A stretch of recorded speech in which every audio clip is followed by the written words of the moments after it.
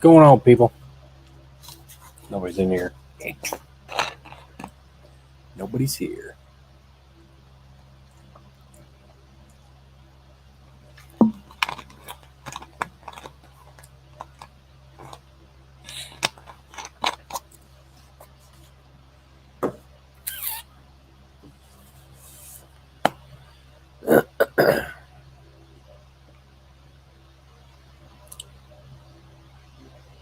One person has entered the room.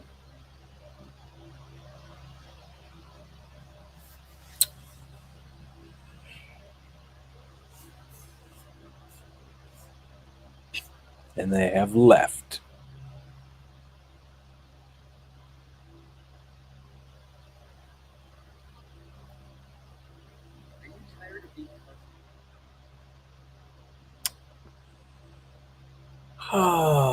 Broken Tool Garage and Brian. What's going on, man? GT 101?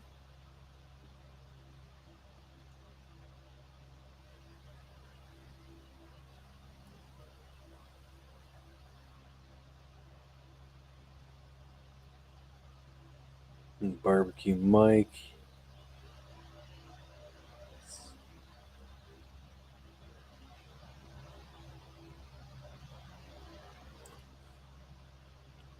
Fat Boy Fox. What's going on?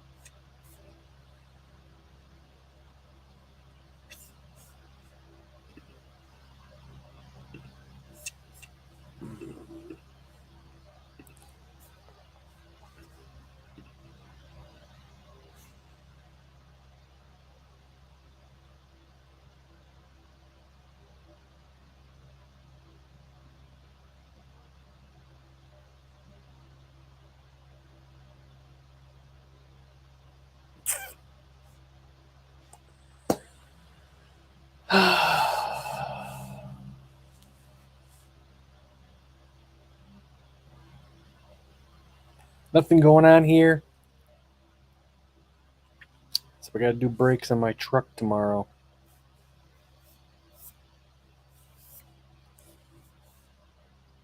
So yeah, all that stuff was just over $500. And then they're just like premium rotors, you know, they're not like the cheap ones, they're not like the real good ones. It's just, premium Napa. Because, yeah, I paid the same for those as I paid for what's on there as my toe brakes for my truck I got. What's going on? How much? Thumbs up Tommy, California. Yay! What engine broke? A 302.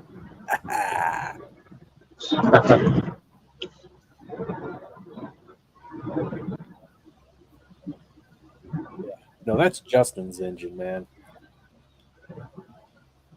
Yeah, so if you guys didn't know, who died? Did I text you? I think it was Gary's live stream last Saturday or something like that. Yeah. But yeah, last Saturday after car show, we went to go get a. Justin's like, "Hey, you want to get a burnout video?" I said, "Sure." So he took off. I got it on video, 7-second video, him burning out, and then after the video was over, the car. Well, I drove up to him and he said, "Dude, I think I just blew it up."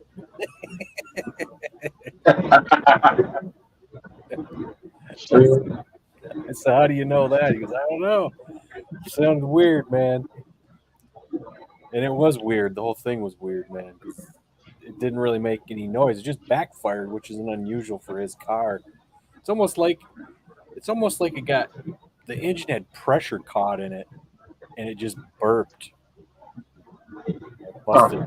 busted his valley, and cracked it up by the uh, where the manifold meets the head. You know what I'm saying? Right down there. I got another picture of it, but it's weird. Yeah, well, it's the Pistons and the Crank Club. Well, that's the thing. We got it running. We got the thing running. It just ran like shit. And when we were talking about it, we didn't even think about the valley being broke on it. We were trying to figure out what was wrong with it, and we determined that it must be something electrical. And even he did his TFI module, replaced that, or he looked at his computer, tore it apart. There was nothing burnt in there, and then we were texting back and forth at home trying to figure out what it could be. And of course, when we were out pull off the side of the road, he went to try to start it, and you could see the coolant leaking out of the bottom or the lower intake, and it was coming out the bolt hole. So when he cranked it, I said, "Stop! Stop! Stop! It's leaking." So as we're at home talking about it, trying to figure out what it was, I said, "You know what?" I said, "If you blew the gasket out of that lower intake, you got a massive vacuum leak." Because I had that when I put a set of new valve covers on mine one time, and it pushed, and the plug was pushing on the valve cover, and it wouldn't let the upper seal. The way we found it was when we sprayed carb cleaner when it was running like shit, and it surged. So he was like, "Yeah, that's a possibility." I said, "So you'll have to take that freaking lower intake off." So he tore into it, and when he took the lower intake off, that's when he found the valley was split.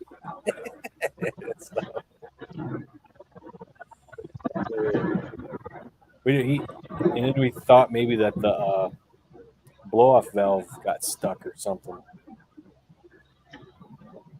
So you never seen a split through? Yeah, the motor should You have now. just split like that, should it? Unless there's something seriously wrong. Well, it's a stock block, and he was well over 500 horsepower.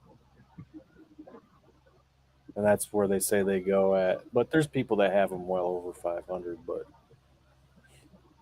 yeah, JPP's in here and MJI. What's going on, man?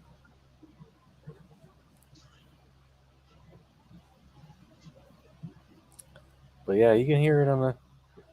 I don't think I released it yet. That video. I don't think I put it on anything.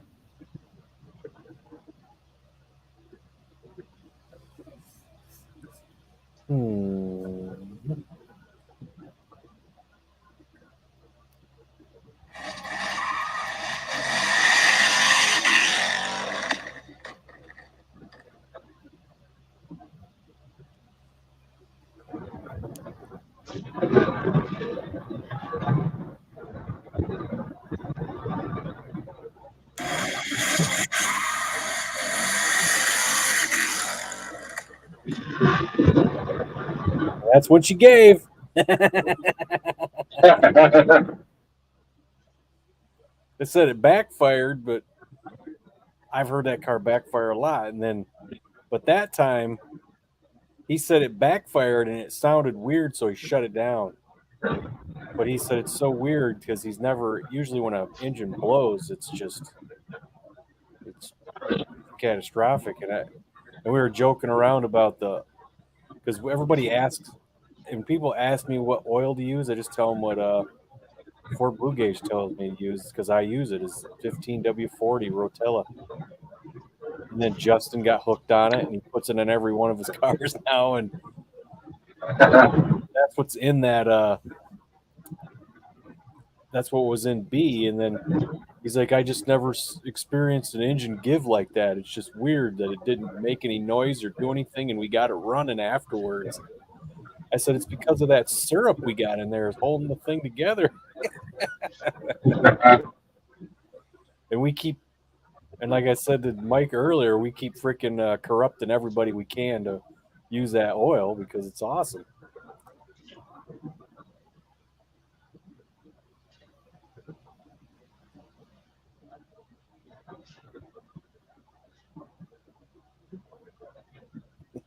Damn tootin', yeah.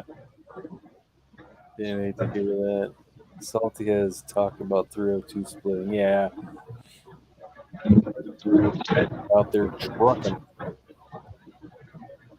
Yep. It's great in the wintertime with some mucus. Yeah, that's what Mike was asking us what's earlier, and I told him 15W40. And what's great about it, there's no like crap in it, you know, like so much garbage and oil nowadays. It's just oil, you know.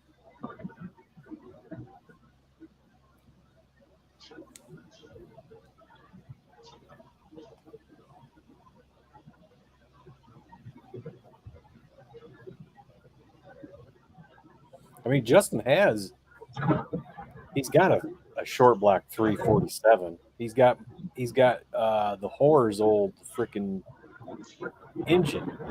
So the one that I had rebuilt and Right. painted red.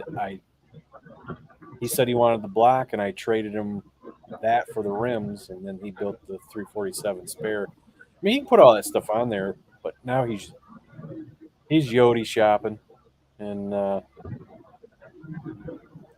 he wants Coyote, but he also looked into a Dart, and either way, they're about the same price. Oh, if my dad finds out this guy has it, he might get it dirt cheap. Back to the bricks. I want What is back to the I bricks? want to say it's a 2015 that the guy totaled out. What is back to the bricks, and when is it? I don't want to go to Flint for anything, but that's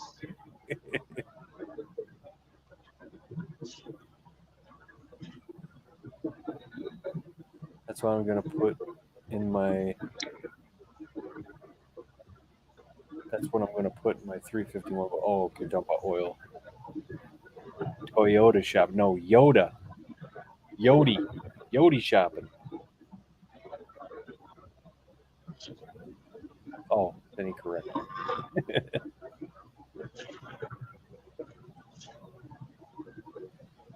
Yeah, so that's the fun we have, and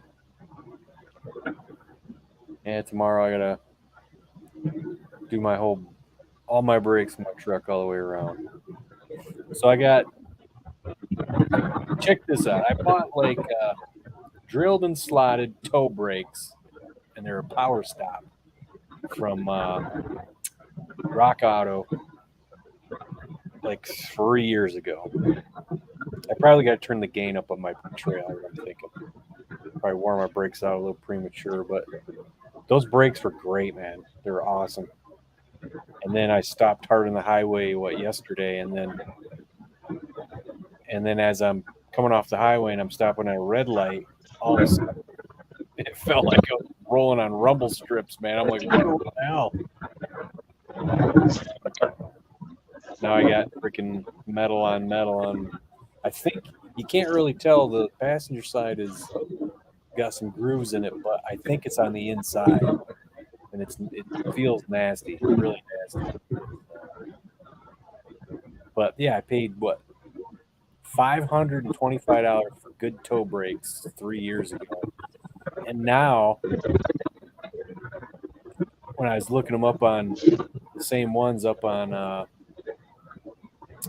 Rock Auto, they're like $100 more, but you can't get like over $600, and you can't get the fronts. They don't have the front. So I went to Napa, and I got not the cheap ones, but the medium ones, and then I just got cheap pads. Pads are pads, whatever.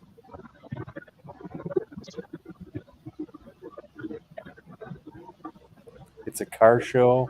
Stop being a pussy. I got Flint. But when is it?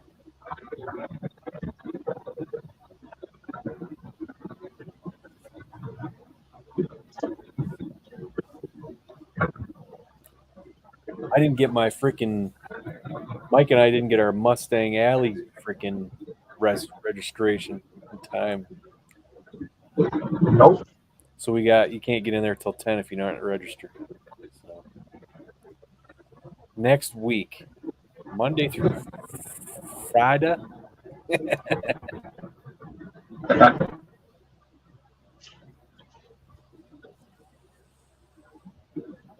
Yeah, I'll be back on the 16th.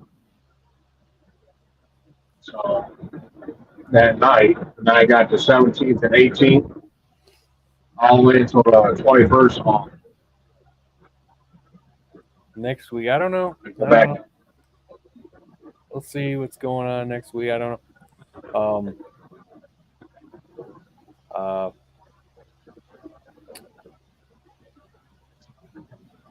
I don't know.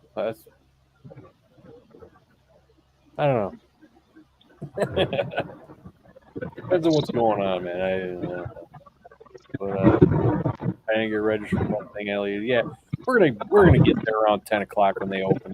See if we can get in there, park, walk around for a couple hours, and go find a restaurant.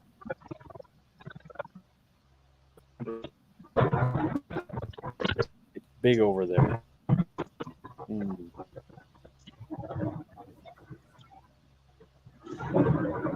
It's called what again? Back of the Bricks.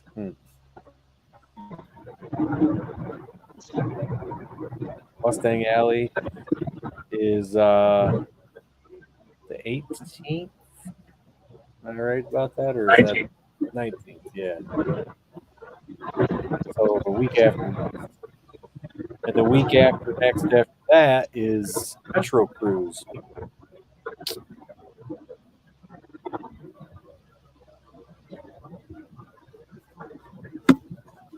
Here in Grand Rapids. Well, not Grand Rapids, Wyoming.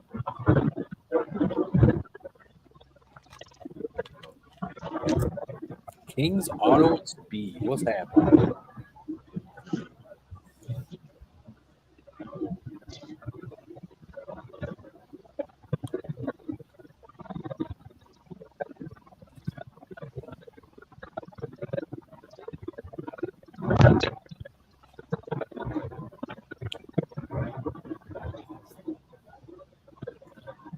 Oh, Downtown Foot is paved in brick. That's the name.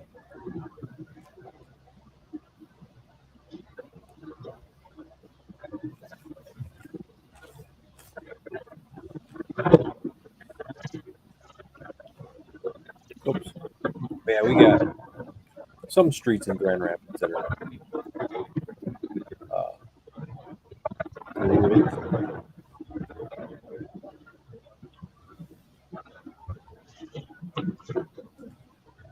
Just bring Nina with you. All is well. Nina? Who the fuck's that?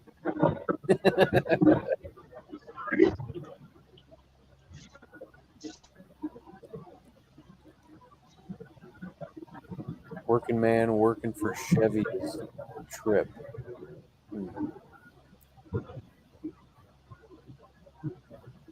Just bring Nina with you. I don't know what that means.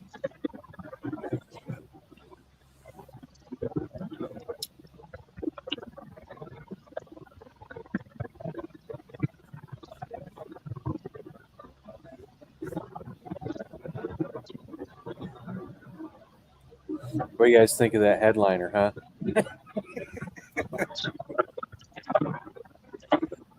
Stars and the big dipshit.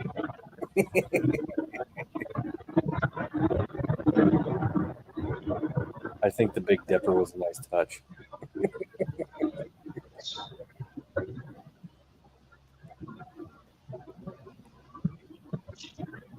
Nina is slang for 9mm. Okay. I've never heard that. Seriously. Ever. Have I ever heard that in my life? Nina. I got one. It's a pocket gun.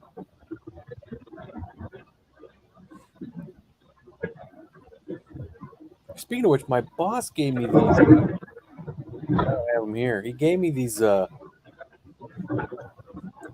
these bullets today, man, are freaking is crazy. I keep hitting that. I don't know why I keep hitting. So they're 45 long Colt, except there's no bullet on them. It's a plastic casing with 9-shot beads in it, 9-shot lead balls in it. It's like it says pest control on the freaking ammo box. It's like I said, I've never seen these before. He goes, neither did I. That's why I bought them. He goes, it'd be cool to see. He goes, shoot a target, see how they spread. It must be like freaking to shoot rats and mice and rabbits and shit.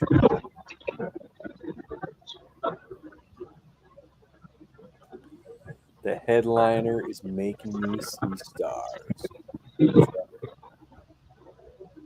Just stop to say, hey guys. All right, man. I hope everybody has a wonderful week. You too, dude. Oh, they're like rat shot, yeah.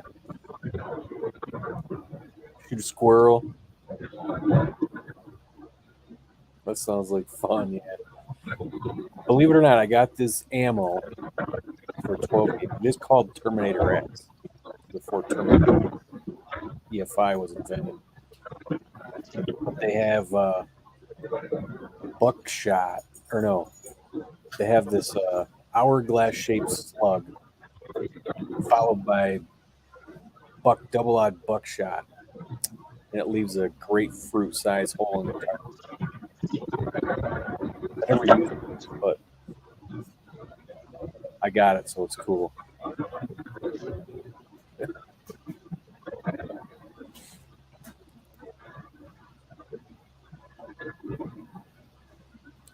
Terminator X, yeah. Nasty.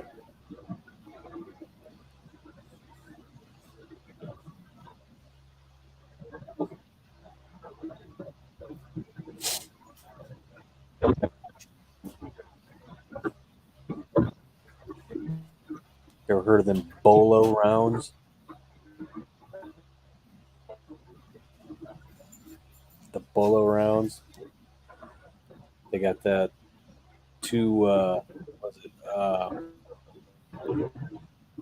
like a buckshot, two buckshot like connected to a string. So when you shoot it, it just messes stuff up. Then you can get that. What is that? The Freshetta round. It has those little like little arrows in it. Been daily driving with Fox this week. Been a blast. Yeah, I had to do that today because of the brakes in my truck. It wasn't too bad, man. It wasn't so hot today where it was just like sucked to drive, you know. Flechette, yeah, Flechette round.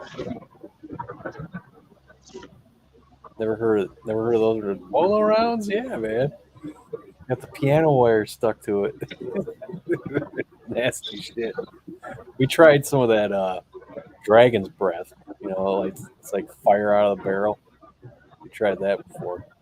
I had that old video up on my old channel. It was like one of the first videos ever uploaded. It was my nephew's buddy shooting it. It freaking bounced off the tree and hit him.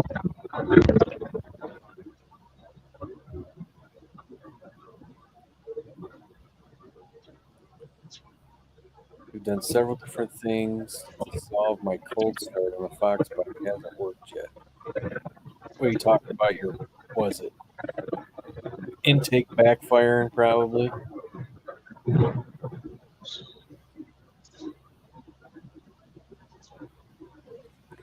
T-tops are awesome, but only in nice weather. Yeah, it's true. See, I got like the reverse T-top because I got the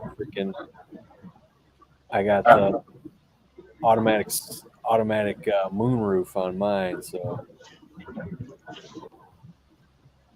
that's awesome having that thing open. And today I noticed on my way home, there's no more gas smell. So Mike will know the gas smell from going to Ford Takeover. Oh yeah. driving around in that car. Well, evidently, What? that seal on that valve was, it was causing a lot of that. That stinking little seal, man. Why nobody would have matched? Yeah.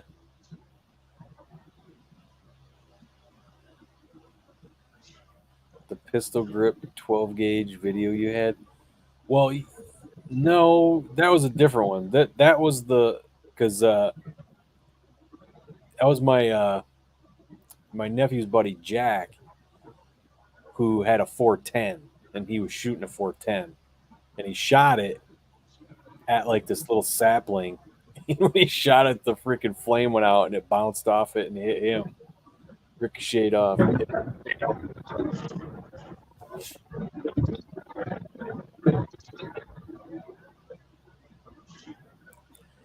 No cats. No cats equals lots of exhaust smell.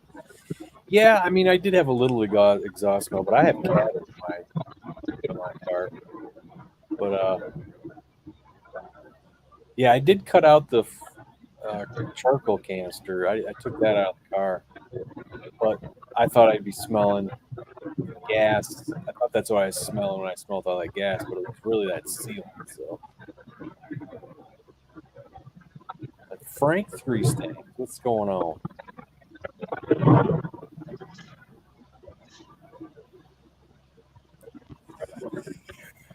Yeah.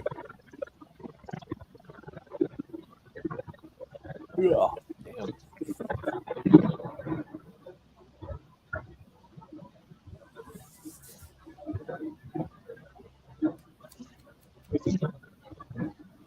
Yeah, supposedly my road won't be ready to pick up until 4 o'clock Michigan time. 4 o'clock in the morning? PM. And where's this at? Commerce, California. Talmers? Yep.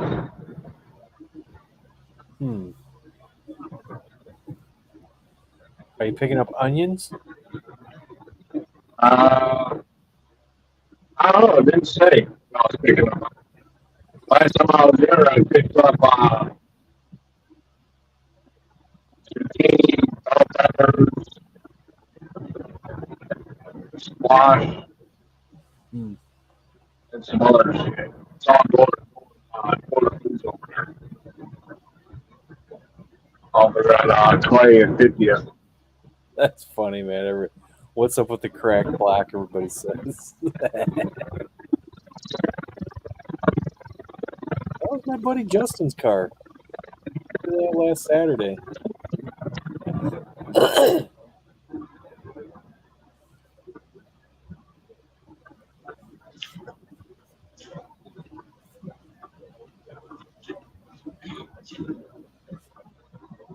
This was the fateful run. Oh.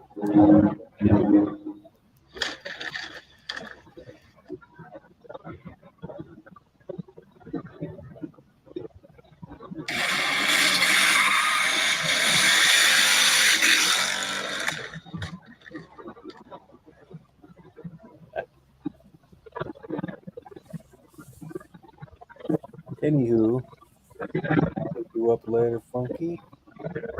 Be nice to represent some Foxes and Flint. Nice long cruiser between Flint and Grand Blanc. Big car cruise over here. Yeah, we did something over here that's every September called the Freedom Cruise. Much to tell about the veterans. I did it last year. It was pretty fun. Go down this route, and there's just tons of people out there with American flags and stuff. It's really cool. Sounds fun. Yeah, it was hot. It was hot that day. I don't care. I got AC. Yeah, whatever. Yeah. What's that? What did I hear? Bought not built? Okay. What?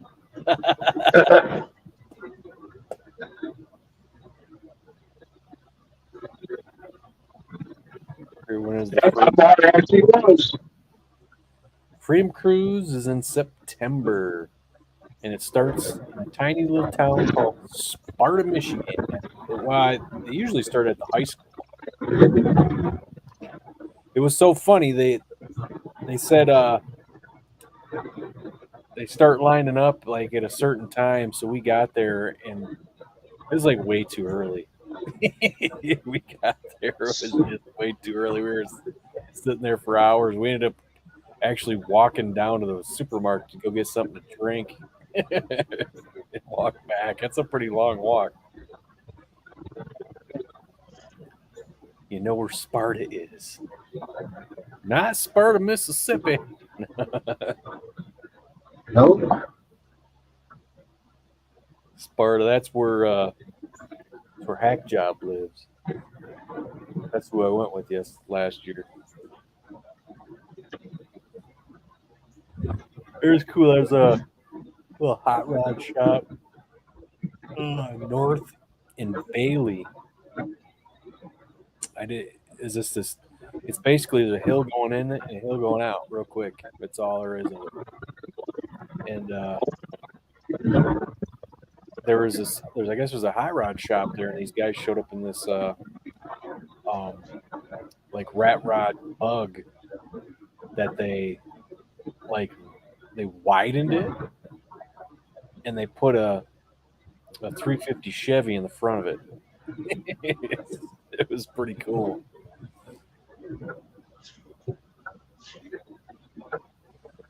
The Mustang Club has one soon in Birch Run.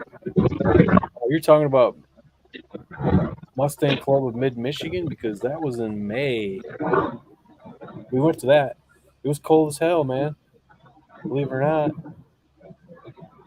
I had to buy a hoodie from the Ford Performance to the Ford merchandise truck. And I'll tell you what, man, that's a nice ass hoodie. So I'm grateful I was able to buy that.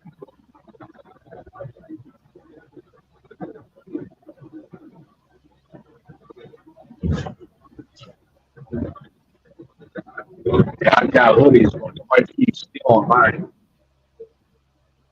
Here it is. This is that bug.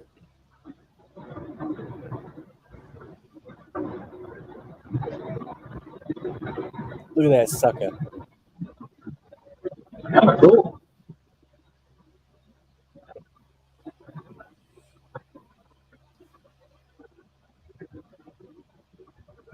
That was a nice car. That sucker's green, man.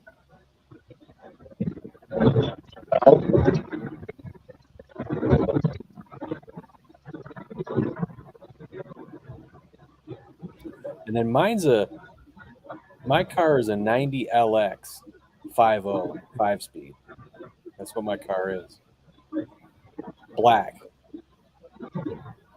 And then that same day, two more showed up. This guy showed up, mint condition,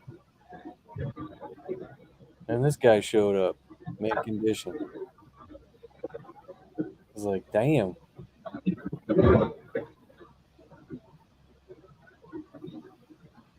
Popular color. And then there's Mr. Piggy's Barbecue. That's their horse. And on the back of it, is a barbecue place here in town. There you go. Porky's Last Ride. That's all, folks.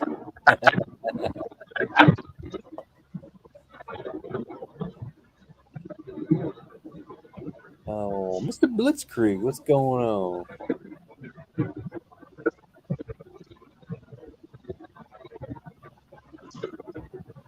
The big one coming there soon, yeah.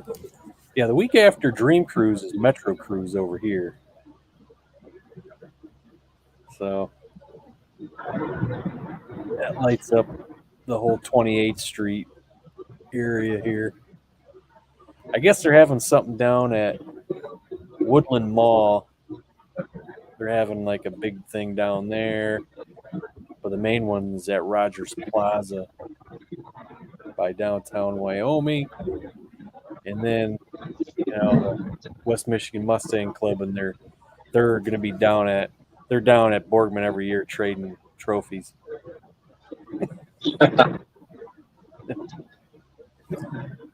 Hoodie in this weather. Well, no. It was May, dude. It wasn't so bad that day if the wind wasn't blowing. But it was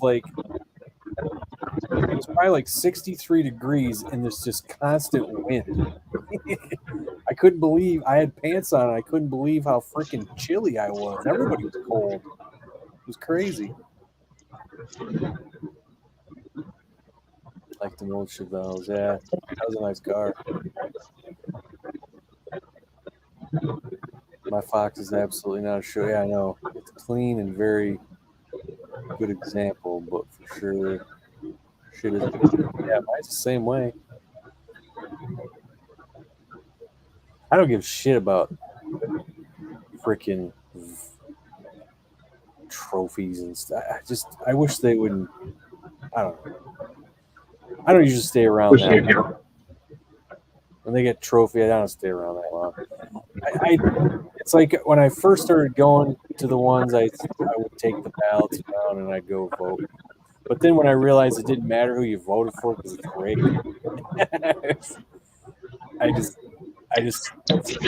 this is kind of gross. I don't want to do this thing. Not only that, it really annoyed me to run around trying to vote for people. I'd rather just hang out and check out cars. That's an awesome looking bug. I wonder what kind of framework they did to put that motor in the front. Yeah, see, there's that one. I mean, they widened the car, and it's a 350 Chevy in there. But there's another one around this area that it's just a standard bug, and the paint is immaculate on it, and it has a front end LS engine in it, so it's not a rat rod. It is like a pristine looking car.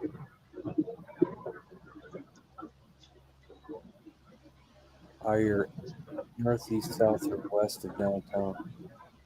Me? Oh, I live in North Grand Rapids. It's weird. I don't live in Grand Rapids, and our town it's where I live isn't a town. It should be, but it's not. It's Grand Rapids. So, I mean, if it were a town, it'd be called Plainfield.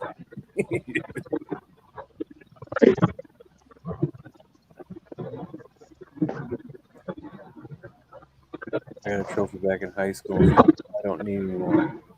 Yeah, I got like a plaque thingy and kitty bowling.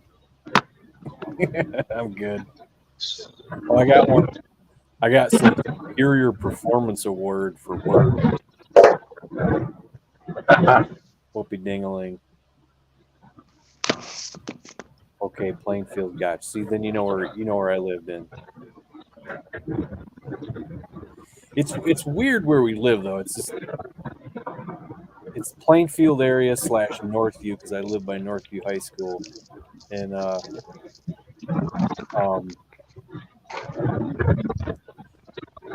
like I don't know, 2 miles down the road is the city line, so cops have no jurisdiction past that. I found that out when I had an accident right at that intersection. It wasn't my fault.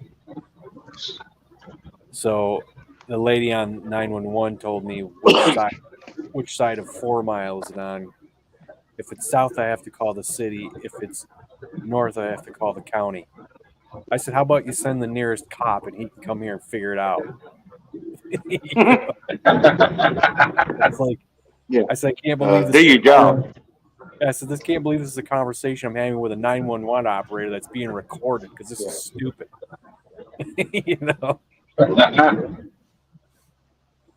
Yeah, he's already on the road. He can come by there and figure it out and call the right person.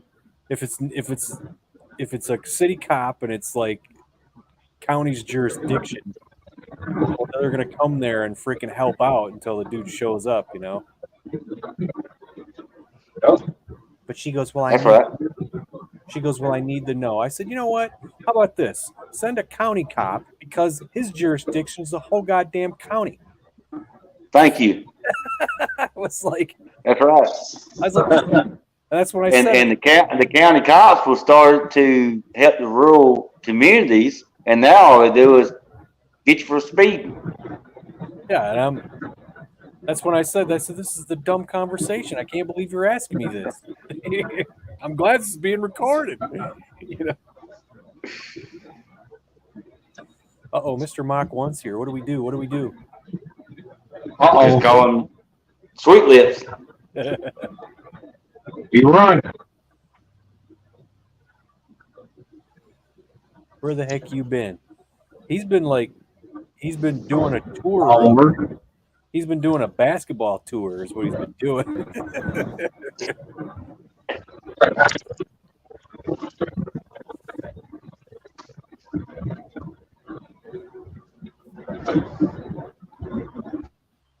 Yeah, Funky. I hit up Fort Blue, and I said, I think your suggestion fixed the car, and then first thing this morning, it went right back like it was.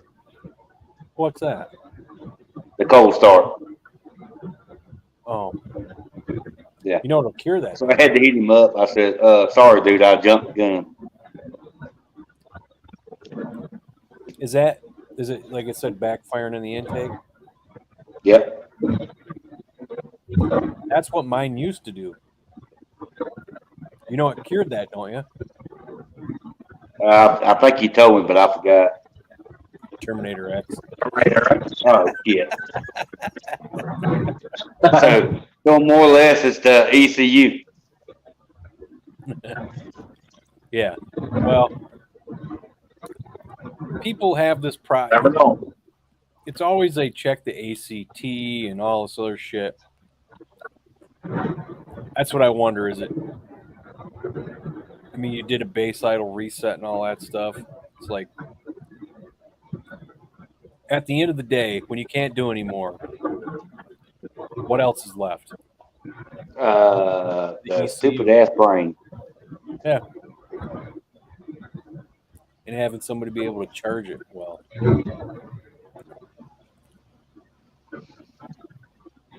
There you go. Well, I've been trying for, I don't know, 6, 7, 8 months. I've tried to find somebody that I told them, I said, I'll put a deposit on the ECU. Yeah. Just let me stick it in, let it sit overnight, and fire it up. Stick it in. Giggity. Yeah.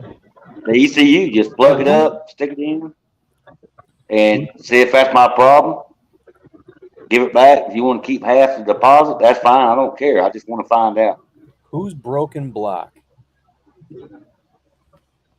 Oh, yeah, you texted me. Oh. He's talking about your buddies, right? Shit.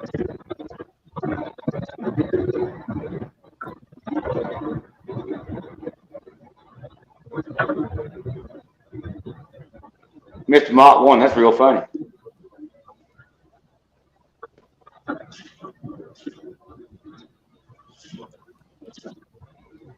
That ain't gonna happen. So, here you go. Already changed that, Fat Boy Fox. That's whose broken block is. So after that, that's when I drove down, and before I could say anything, he goes, I think I blew it up. Well, I hate that shit.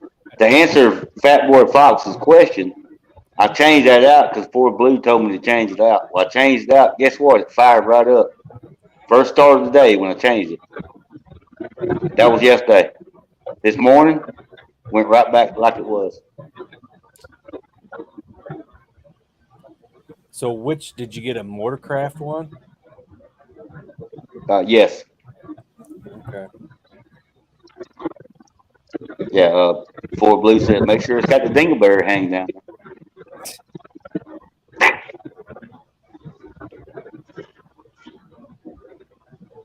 He said, just sell it to me, problem solved. Yeah. No, ain't gonna happen. You know, the crazy thing for Ford Blue about that engine was we got it started again. Ran like shit, but it started again. Yeah, that's hard to believe. And we were on, we were, like I was saying earlier, we were thinking of everything. I'm like, we said, you got fuel. I said, so now it's got to be an electrical issue. He changed the TFI module. He looked at all his spark plugs. All his spark plugs were just perfect. And then after I left, I said, you need to check your ECU. If there's anything burnt in there, you know, it could be that. And I said, if it is, I can always bring one of mine over and we could try it. And then, so then we were talking later, and when we were starting it on the side of the road, he was turning it over. And that's when we seen the leak coming out of the lower intake and the bolt. I said, stop, you know. And that's when I said, well, I guess I'm going to get my trailer, my truck and trailer, right? He said, I'll be here. Yeah. But then we got it started at his house. That's what we did all that shit. But then we were talking later. I told him, I said, you know what, dude? I think you blew that freaking lower intake gasket. I said, so you have a massive vacuum leak, because I had that problem with, you know, a valve cover, because I had a valve cover and a thing was holding the upper intake, and then it surged when we sprayed carb cleaner by all that shit. So he took off the freaking lower intake. That's when he saw the carnage. But it didn't make any other noise. It just ran after that. It ran like shit. It ran like a car with a bad vacuum leak, you know, but it ran. Yeah. It fucking idled like shit, but it ran. Justin said, I've never had an engine do that before. Usually just blows apart. Oh yeah, you blow apart, just quit. Yeah. Like I said, it's like it built up pressure in it and it just burped, you know? Had nowhere to go. And then he said, and that's when Justin said, well, maybe the blow-off valve was blocked or something, but yeah. Interesting. So my question is, I've been trying to find out. I've looked up. I talked to so many people. So the ECU controls the cold start. Would help our sensors, of course, but it controls that open and close that 15, 20 seconds of cold start. Yeah, I don't. So, I mean, something's got to control it. I think. Open the loop and then close the loop. Well, let's just be honest. Ford's IAC is garbage. Yeah. They're junk. Because I know guys who have done Terminator X and have done that, like,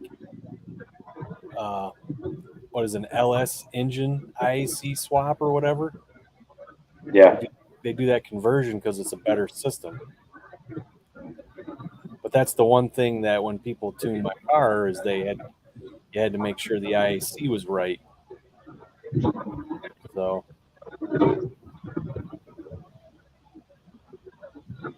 well, my son told me today, he said, well, I got a quarter horse here at the house. You can stick it in there. I said, well, hell, if it's damn ECU, don't make shit what I stick in there. yeah. Right? Because the quarter horse ain't going to take over the cold start, even though it's been tuned. Oh, your car has? No, my son has a quarter horse from his couple of 3 or 4 Fox bodies he had. And he was telling me today, well, I still got a quarter horse that was tuned. And he was telling me, well, just stick it in the ECU. And I said, well, I don't think that's going to help the cold start because the ECU controls the cold start, right? Like, yeah, should. I'll tell you this about Fox Body ECUs. Unless you're going to use them stock, the price that these people are looking for these things, Oh yeah. they're going to come crashing down ever since Quarter Horse is gone. Yeah. Because there ain't nobody picking up the slack on it. If there's nobody picking up the slack, then you can't tune those anymore with a chip. Yeah. Well, that's what I was telling him this morning. I said, well, there's nobody to do that anymore. Basically. Unless you want to get your ass in trouble. Well, it wasn't even a question of them being in trouble. It was just they couldn't get their hands on their parts, and they just got tired of waiting around for trying to get parts for it. So, Oh, I see somebody talking about a A9L question mark. Yes, that's what mine is. yeah, In fact, what he's asking. if you got a manual, A9P works for them. You can put. I know you. What's the one? Not the AOD, but the other one. What's the shit? Damn, it was one to come with a Cobra or something. You can put them in. I don't remember. It's been so damn long. Hell, I'm getting old anyway. I'm just trying to find one I can try. I just want to stick it in there, plug it up, and see what happens. But you know what they ask for them damn things now. Yeah, and that's the thing. But as soon as nobody's buying them anymore, the price is going to come crashing down. So it's a matter. Well, I got a buddy. He fixed mine one time. I can get him to fix it if he can find out what the problem is. If he's able to get the part to fix it, he already fixed mine before. Yeah, you can fix an ECU. I mean, Fox Resto does it all the time, but I'm just saying, with nobody making chips for them anymore, they're pretty much worthless if you can't tune them. I mean, hell, he got the part. Well, not capacitors. I forgot what it's called for the fuel and some other stuff. It cost me 8 cents to get him from Arizona, and he fixed it.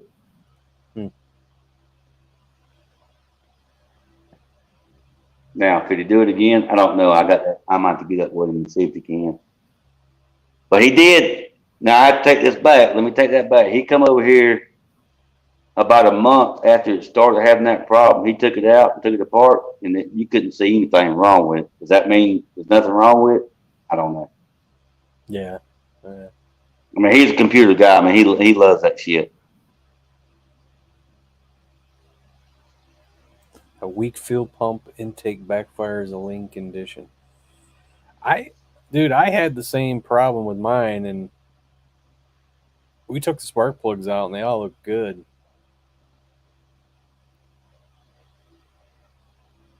When I put the new part on yesterday, that was the first day it didn't choke you out of the shop. Because it was too rich? Yeah, because usually that's what it does. It goes way too rich. And when I put the new part on, put the intake and all back on, fired right up. I was like, hell yeah. So I went through resetting my base idle reset, TPS, all that stuff, because I've been messing with it. So I put it back, run great. I said, well, I think that was it. So my dumb ass hit 4 blew up and said, I think you hit the right thing. I appreciate it. And then this morning I cranked it up. Guess what? Same thing. It'll run you out of the shop. It cut right off.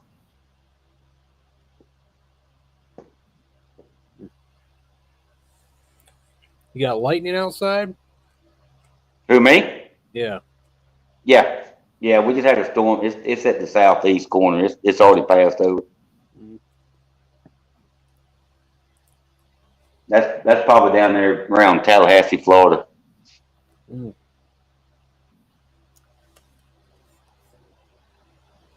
More trouble. Who is it? Subline? Of course not. Oh, Sweet Lips. So I want to ask you a question, Bama. What kind of fuel pressure regulator you got in your car? Oh, all that stock. I'd look into that.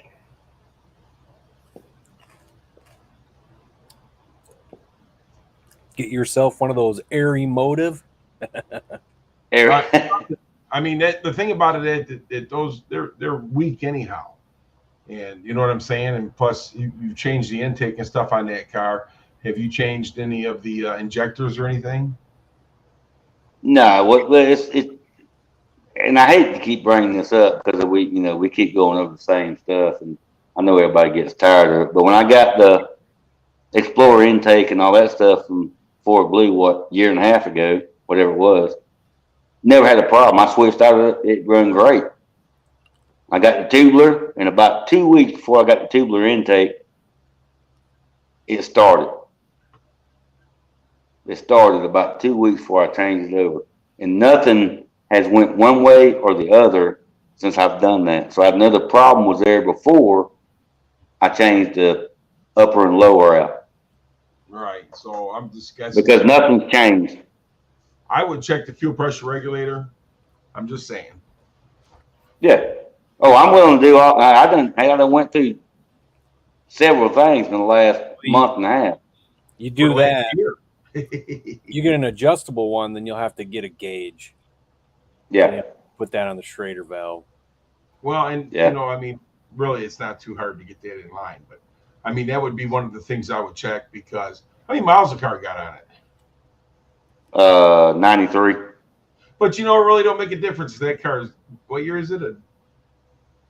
90. It's got 93,000 something, and it's a 93 model. Well, I would definitely check out that fuel regulator. Yeah, I mean, I put a new fuel pump, and I've done all kinds of stuff over the years. It wouldn't hurt to do an upgrade anyhow. You know what I mean? Oh yeah.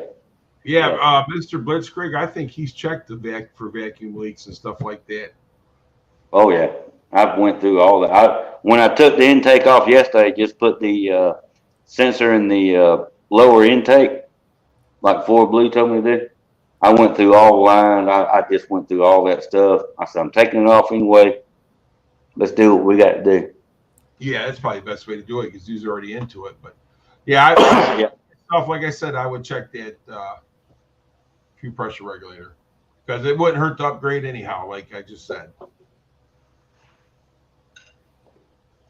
Oh yeah, if I did what my son said, it doesn't have a turbo and every damn thing else on it. But he ain't me. Rock and roll, baby. Yeah. For all those vac lines, new hoses? I didn't hear you. I'm sorry. For all those vacuum lines, new hoses? Yes. When I put the Explorer intake and all on from Ford Blue, I went and put all new vacuum hoses and everything. So I took them same ones, which I had to replace one. I think it was one going to the vacuum block. I think I had to change it only because I didn't like it, but the rest of them was fine. Well, and here Fat Boy Fox has got a good point. Check, pull the vacuum line to the fuel pressure regulator and see if it's leaking. I already done that. I think that was one of the first things that Ford Blue told me, if I'm not mistaken. Or it might have been one of you guys.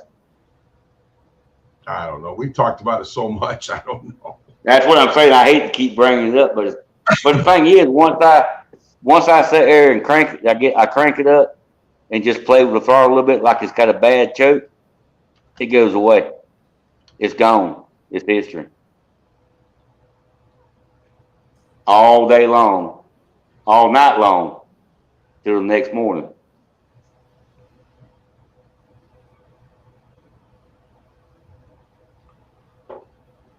Yeah, I think he's done that too, Mr. Blitzkrieg. I think he's cleaned all that. What's that? Oh yeah, because remember one night, HPR Ken, he told me to do that first. That was the first thing I did. I did all that because he was talking about simple, stupid first. Right. Yeah, so I done all that. Yeah, I know he's saying when he said that people are swapping over to carburetors, it's like I don't know. You can go that way, but it's a 30-something-year-old freaking system. You know? Oh yeah. It just needs something new. Even if you just get a sniper or just a throttle body injection. I mean, I don't know why people got to get carburetors. A lot of people would switch to carburetors back in the day because really the carburetor back in the day was the better way to go. But it's not like that anymore. Yeah. Especially you got all these other EFI systems popping up, like the JEGs and Right. So Holly and all that. But see, I'm just thinking about it is that nowadays it's the carburetor. I mean, it's still a good way to go. Don't get me wrong, but it's not exactly the way to go anymore. No, there ain't no mosquitoes there, Rattle Trap. Believe it or not, this rain just went through with this storm and it's nice and cool. Looks like you're getting lightning out the door. Yeah, that's down there towards Tallahassee, Florida. yeah. Did you clean your MAF sensors like you were saying? Yeah. Did you? Yeah, you know, the map sensors and all that stuff like that. I mean, you're going to clean it, and that it helps keep it running efficient. But like I said, you know, you're either getting too much fuel or not enough fuel. Something's happening there. Oh, it'll fire off just like a regular day. You crank it up, it hits about what 1,200 RPMs, and when it starts, as soon as it starts to drop, it goes boop, and that's it. It's over, and then you got to keep restarting it. But as soon as you start playing with the throttle, when it runs, I don't know, I'd say probably not even 20 seconds, you just back right on out. But it's popping through the upper intake. Yeah, so that definitely I would check the fuel regulator. And you talking about you can't stand in this shop. It'll choke you out. Yeah, that's Even all three doors open, the windows open, everything, it'll choke you out.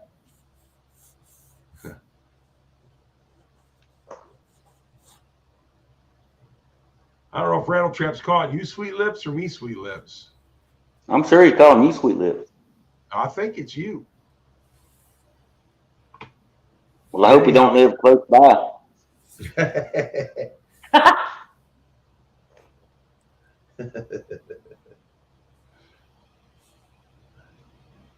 Yes, everybody Robert. show or something to go to tonight. I could have stayed out later, but we want to do out at Woodward tomorrow, so that's why we got to come in home early. Sublime, he's at the track with Stoneville tonight. And I think Well, I'm glad he's found something he can drive. I'll let you tell him that.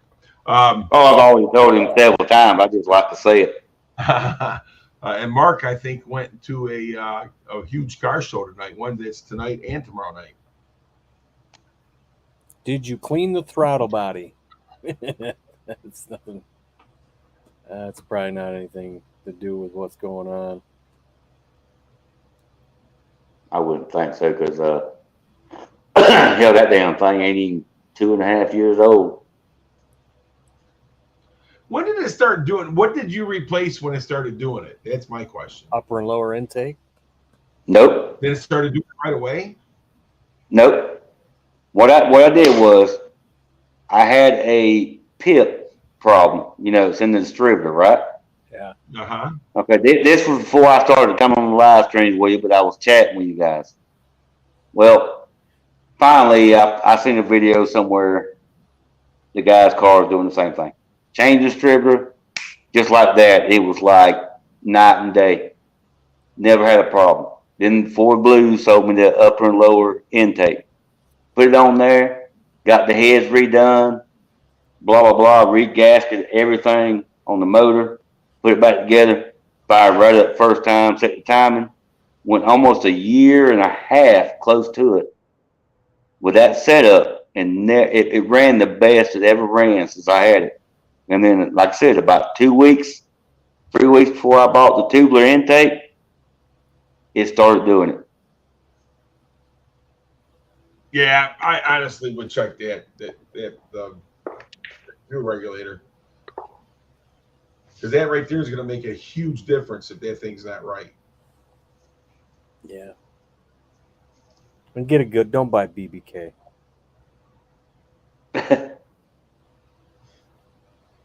Like I got an Aeromotive on mine.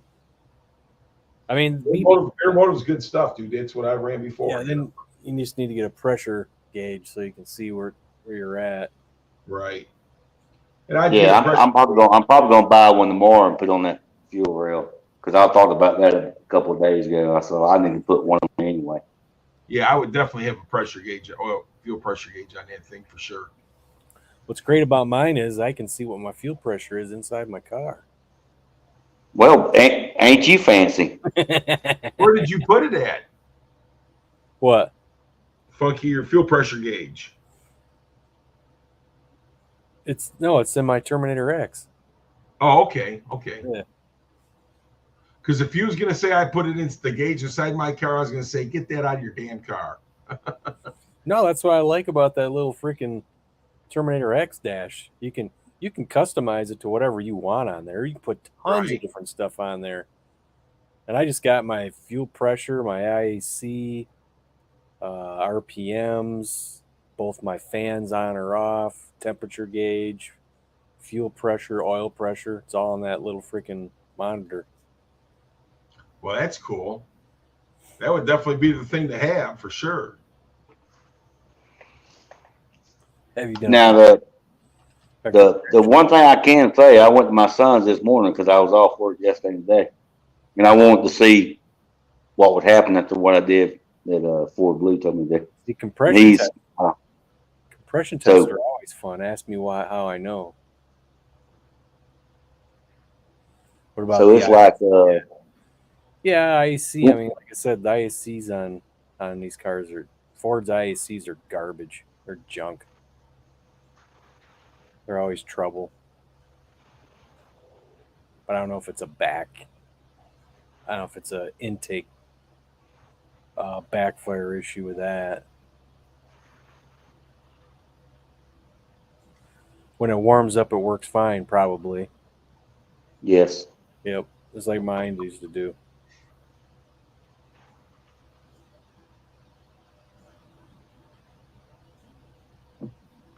Could be the ignition control module. Oh, already been through that.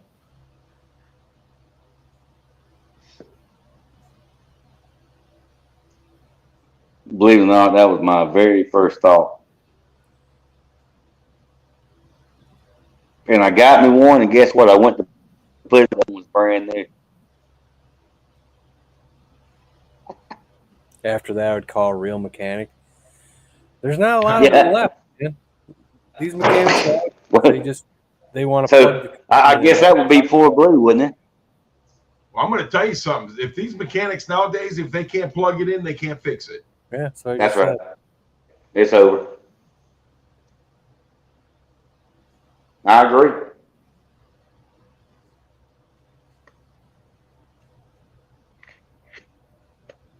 A lot of them just go, "Wow, that's an old car. Cool, man."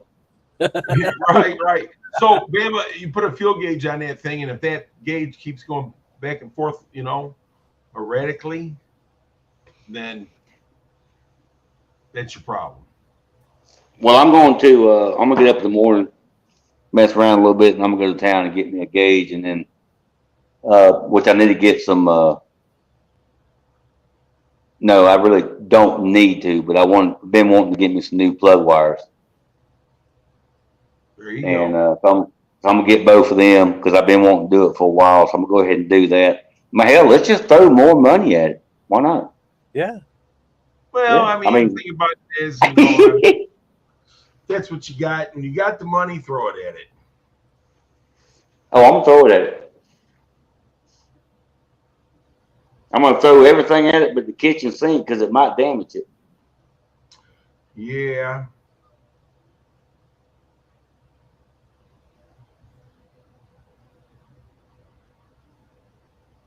I mean, it's aggravating, but hell, I love my damn car, so that's all it is to it.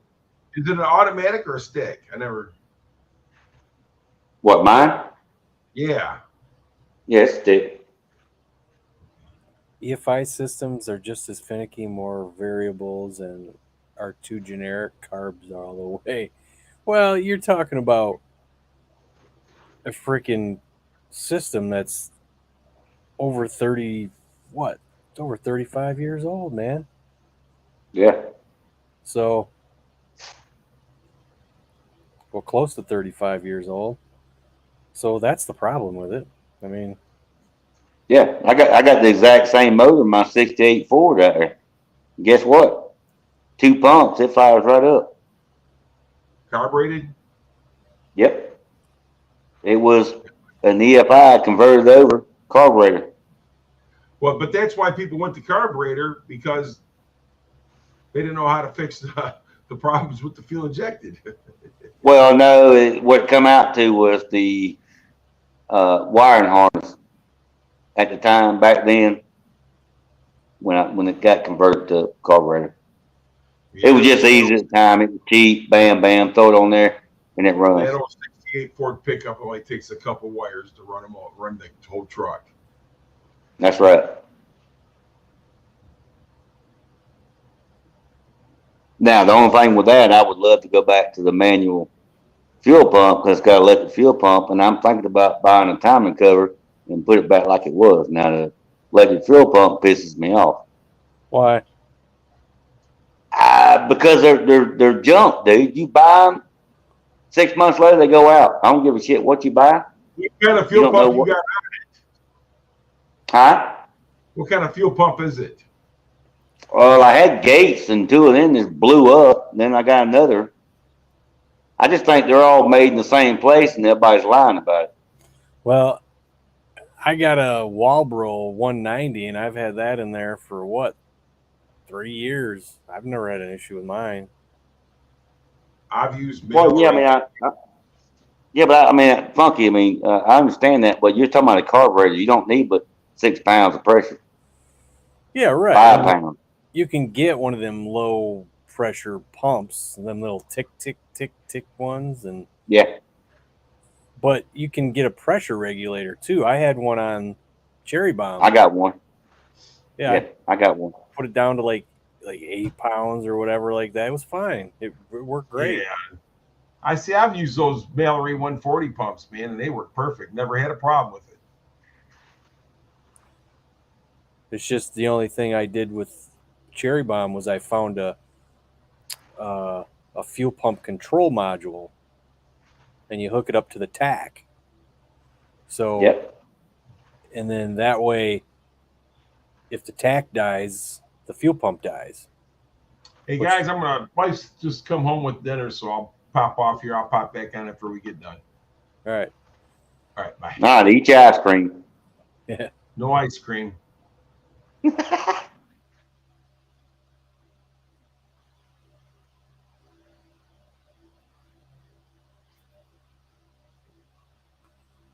Well, it's just like when one thing happens, something else happens, you get frustrated.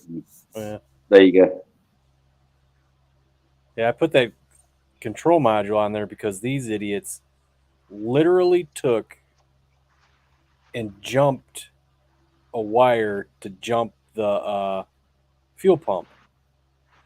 So to do that, you needed to jump these 2 wires that are like right next to each other in the kick panel. Yeah. So in order for them to do that, they decided to take literally 3 feet of wire to jump the wire in a 1-inch space. Yeah, and just roll it up and threw it in there. Yeah. And It's like putting the coal in there. So then I'm thinking, so you hit somebody on the highway and your key's still on, your pump's still running. Yeah. Because it's not hooked up to an inertia switch after that. So that's why I got that control module to where if you hit somebody and your car stalls, well, there goes the fuel pump, you know? Yeah, I think you had that on your video, didn't you? Yeah. Rolled up in there. We had an electrician at the cigar plant, and he would do that. He'd find the problem. He'd just set the whole roll in there. And we're like, what in the hell? Yeah, he come upstairs, find the problem, hook the wire up, run from the roll, cut the other end of the roll, wire it up. That was the problem. He shut the whole roll in and closed the damn cabinet. Yeah, see, he said after 30 years, yeah, you could, and the sensors and the freaking wire. And that's the thing, man. You could buy a whole new wiring harness for a car, but they want ridiculous prices. If you're gonna charge that much for a harness for an engine harness for Fox, screw it. You might as well go out and buy a Holley system. You know, Yeah, spend a few more $100s and get something that's gonna work well. So, and that's the thing. I mean, you go buy a Terminator X, you're gonna have to have it tuned. But if you buy a Sniper, it's more plug and play. So, yeah. I mean, it can be tuned, but snipers work way better. I mean, they just you plug them in and they learn quickly. So Yeah. same thing with anything like what I'm looking into, which is that JEG system. You know, fast. You just put in whatever, you know, your displacement and all that stuff. The same thing with Phytech.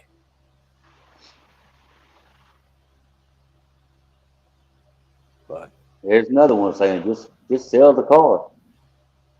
No, took me 9 years to find it. I'm not selling it. When I die, I done told my son when I die, it's yours. I mean, he's done built 4 of them, so I don't think there's nobody else better to get the car.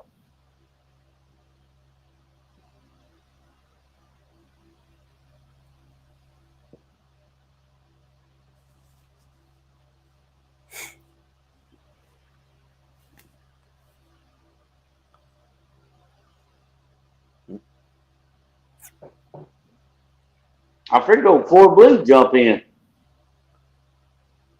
nope, I'm not that important anymore. Do what? I'm not that important anymore. Shit. Now he hit me up just for your about 2 minutes in your live stream. Well, I texted him and then he texted me back while I was on here and I didn't read it. I just read his text. It said, I thought he was asking whose block it was. And he was asking who's this because his phone lost 90% of his contacts. I was like, oh, we don't know who this is. Well, apparently he knew who I was. We called him out. Or because I said, well, what you told me fixed the ’93 Mustang, that might have triggered. We called him out. Yeah.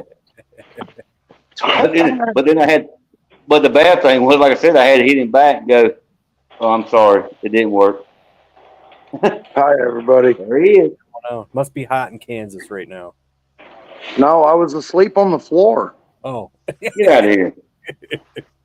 so I was fixing to go hop in the shower, and then I seen that you guys were still on my phone, paused, and because I had a phone call, so I paused you because I was I came into the chat, and then I got a phone call, so I took the phone call, and then I seen you guys were still on. I was fixing to go hop in the shower, and I seen that you guys were still on my screen. So what you're saying is your floor is very comfortable in your new house.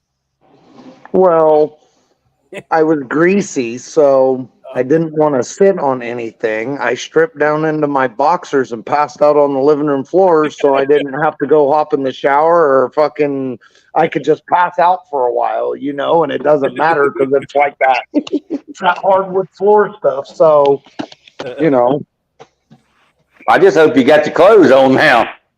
I've got shorts on now, no shirt.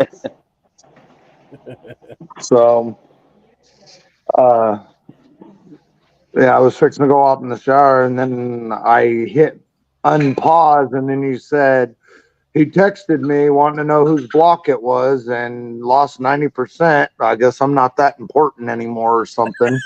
That was on purpose. So I hit the button, and I'm like, fuck it, I'll go on for a few minutes. Hell, you ain't got to do that. It's just funky. Come on. Oh, we love funky. Yeah. Wait. Not even the snipers or Terminator X. I've heard so many stories about idling, stalling, all that. I'd rather keep it simple. I am all for reliability. Look, dude, I've heard it too, but I'll tell you from my point of view, had my car tuned with a Terminator X, that car runs unfreaking real, man. Unreal. It's just you got the right person to tune it, which I have. The thing's gonna run great. Justin put a sniper on his 63 Impala. The thing runs great. He found out he can't run a lead additive because it does not, the O2 sensor does not like that. So he's been running 93 in it, and he says it's been running fine. So he doesn't have a problem with the sniper, and it's not been tuned. It's just he's going to learn, man. And I think some of these people, these horror stories that I'm hearing about people in these freaking EFI systems are just because they don't know what they're doing. They don't do something right, and instead of backtracking and crossing their T's and dotting their I's, they just say it doesn't work and it's junk, and they sell it, and they go back to carburetors. It's like, well, don't.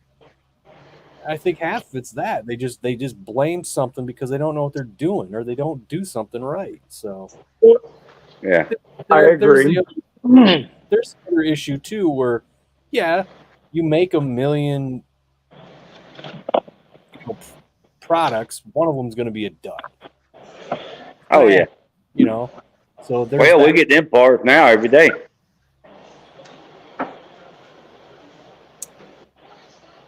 Yeah, Not the Mega Squirt. What was the other one called? Micro Squirt. Yeah, Micro Squirt. My son put that in the four banger. He switched over to the one that had the COVID mode and all that stuff in, and it would not work correctly. And guess what it was the whole time? It was the porcelain on one spark plug that once it got warmed, it would separate and misfire. Changed that one plug and it worked great. Yeah, and I've seen that happen. I've also seen with these Fox bodies, they prefer Motorcraft plugs and wires. I don't care what anybody says. I've had Fox bodies that ran great running after they've been warmed up. But when they're cold, they've been run like shit, and that's because people put just cheap AutoZone or O'Reilly's plug wires on them. But I've also seen them, they run great until they warm up. And I've seen that because people have put NGK plugs in them. These Fox bodies like Motorcraft. I got auto lights in mine. That's what they suggest from AFR. So that's what I put in them. And they suggest Motorcraft? No, they suggest Autolites. They tell you what Autolites to go get. Yeah, Autolite and Motorcraft are basically as close. Autolites are basically as close to Motorcraft as you can get. And as far as plug wires, I have live wires with Screaming Demon. Justin, he had problems with the Screaming Demon. He don't like them. He's like, I just went back to Motorcraft. And he goes, and I said, well, mine runs great with those on there, but that combo with the live wires and the Screaming Demon, he goes, you bet you put a Motorcraft on there, it's going to be different. I go, I doubt it. There's nothing wrong with it. Mine's fine. I don't have any issues with it. You see how the thing runs. I said, if an issue does arise, well, then I'll revisit that and decide whether if I want to, go another route with it. But I said, maybe. Right. I said, you don't have live wires on there. Maybe it's because you don't have that combination of their wires and their coil. I don't know. I'm like, so. I got the Taylor wires on mine. And this guy needs see, and it could be the problem. Smooth. What's that? The Taylor wires, they could be old and unhappy. But that's why I asked, do you have a code reader to read it and see if it gives you any codes? Yeah, remember you the one that told me to go get the reader, and it was just the 86 and because of smog and all that stuff's been taken off. And that's the only thing it read was the smog shit and stuff like that. What's going on? Most people don't know. What's up, Funky? Sorry. When they get the carburetor, they find out they still don't know. Right. There's a lot of people that have no clue on carburetors either. They see, and this is my opinion. I think that this is this fuel injection and the Fox bodies is part of the reason people go to these LSs, because they can buy a off the shelf plug and play, swap everything for an LS, and LS is for these guys that don't know what they're doing. The LSs and the laptop shit is a whole lot easier because the LS has it'll tell you what every cylinder is doing. You know what I'm saying? Yeah. If they have a misfire, you can plug in your scanner on the LSs and it'll tell you a number 4 misfire. You can't do that with the Fox body. How do I like the live wire? I like the live wires, man. But like I said, I paired it up with that's Performance Distributors makes those. And I just paired it up with their coil Screaming Demon. And since I put them in, even with the stock computer, the car ran good. It didn't ran bad. Then I put it in there with the Terminator X, it runs fine. The only thing you understand is because of the amount of spark that comes out of that, they tell you to gap those plugs very wide. So maybe that's the other thing. Are you gapped around 45? They tell you to do 60. But sounds about right. But then I figured pretty heavy. But then when I did this, when I put them in this engine, I think I did around 35. But the thing is screaming. I'm beating freaking 03 Terminators. Right. I'm whooping on freaking retired freaking Charger cop cars. Yeah. So, gap ties in the sublime. Yeah. So damn it. As soon as it warms up, it runs good. Bama? Yes. That's what mine did before I did this whole engine swap with the stock computer too. Yeah, I can sit here and play with the throttle like it's got a bad choke on the carburetor. And once I back out of the garage, close the garage door and pull off down the road, I get, 150 feet down the road. It's gone. It's clear. And Gary told him to get a new fuel pressure regulator, an adjustable one. Yeah, see if you can find a Kirben. KIRBEN. I got an Aeromotive. Aeromotive's fine. I like the Kirben because it bolts directly into the factory location. Yeah, so does the Aeromotive. I didn't know that. Yeah. When did this start? When you changed the heads? No, it started before I put your shit. It started after I got the intake from you. It run the best it ever ran.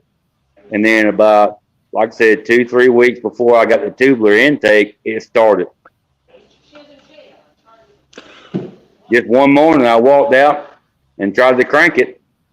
And I drive it every weekend. I try to drive it at least once a weekend if I'm just going to town, 10 minutes away. And just one morning I come out and it started that shit. I was like, what the hell? So, and I don't know if this is what's going on, but I have seen it before. You know how your PCB's in the back of the intake manifold? Yep. That rubber grommet in the intake manifold, I've seen those be hard, and they allow a tiny amount of a vacuum leak, and then when it warms up, it makes that seal a little bit softer, so it allows it to seal. Yep. I've seen that. Not saying that is the problem, but I've seen it. Right. You know what and I put a brand new one. I put a brand new one in. That don't mean it's not correct, but I put a brand new one in. I've seen, well, more like discovered, that somebody didn't want to go to Napa and spend the $5 for that grommet, and they just used duct tape. I've seen that too. Well, I didn't do it. I've also seen people just smear a bunch of silicone on it and shove it in anyway. Well, you know what? I'm down to the point. I may just smear some shit on there and shove it back in. So what I would do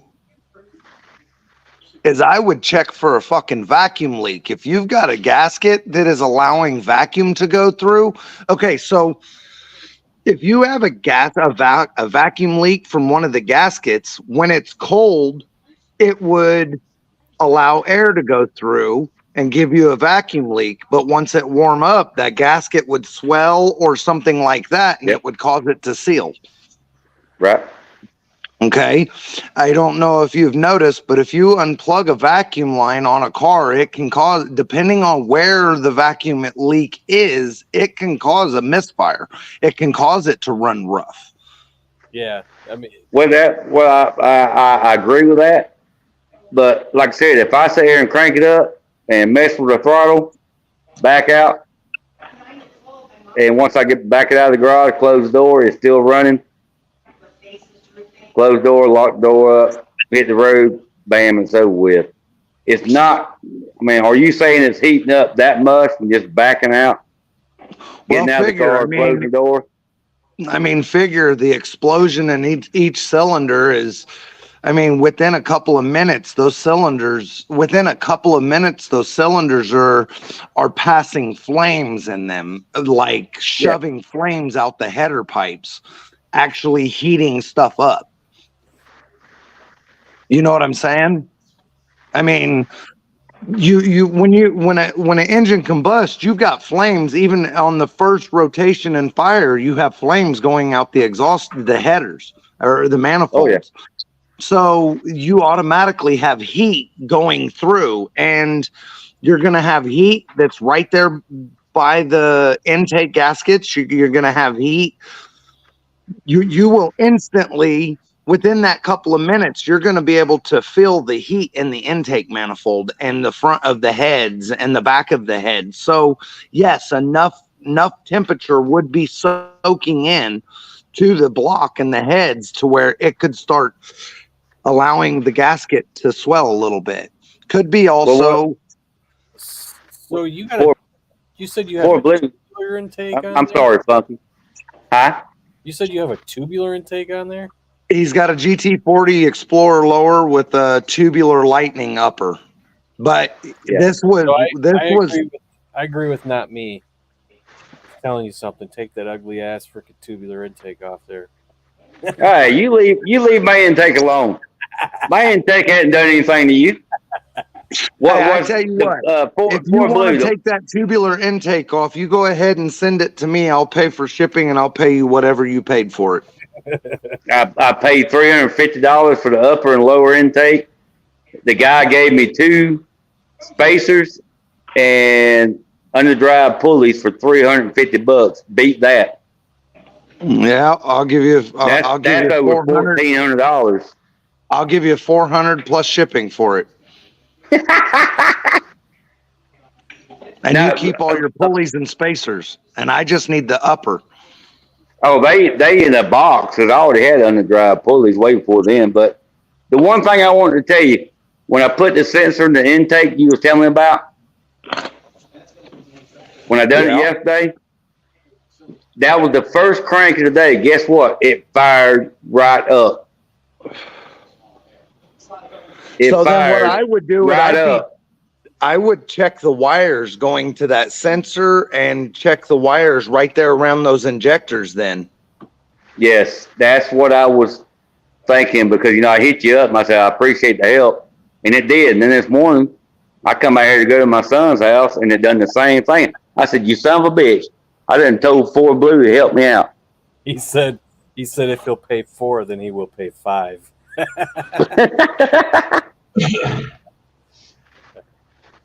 Oh, what I got Well, for I mean, 350 the bucks, upper you intake can't beat alone what is I worth got. $1,000. So, Yes. I mean, yeah, I'd pay 500 for it because I'd turn around and put it on eBay for $1,000 and make my money right back plus some, you know. Oh yeah, you'll do all that, won't you? It'll take you 2 years to put that on eBay. And then Okay, because of everything I got going on, Mark One.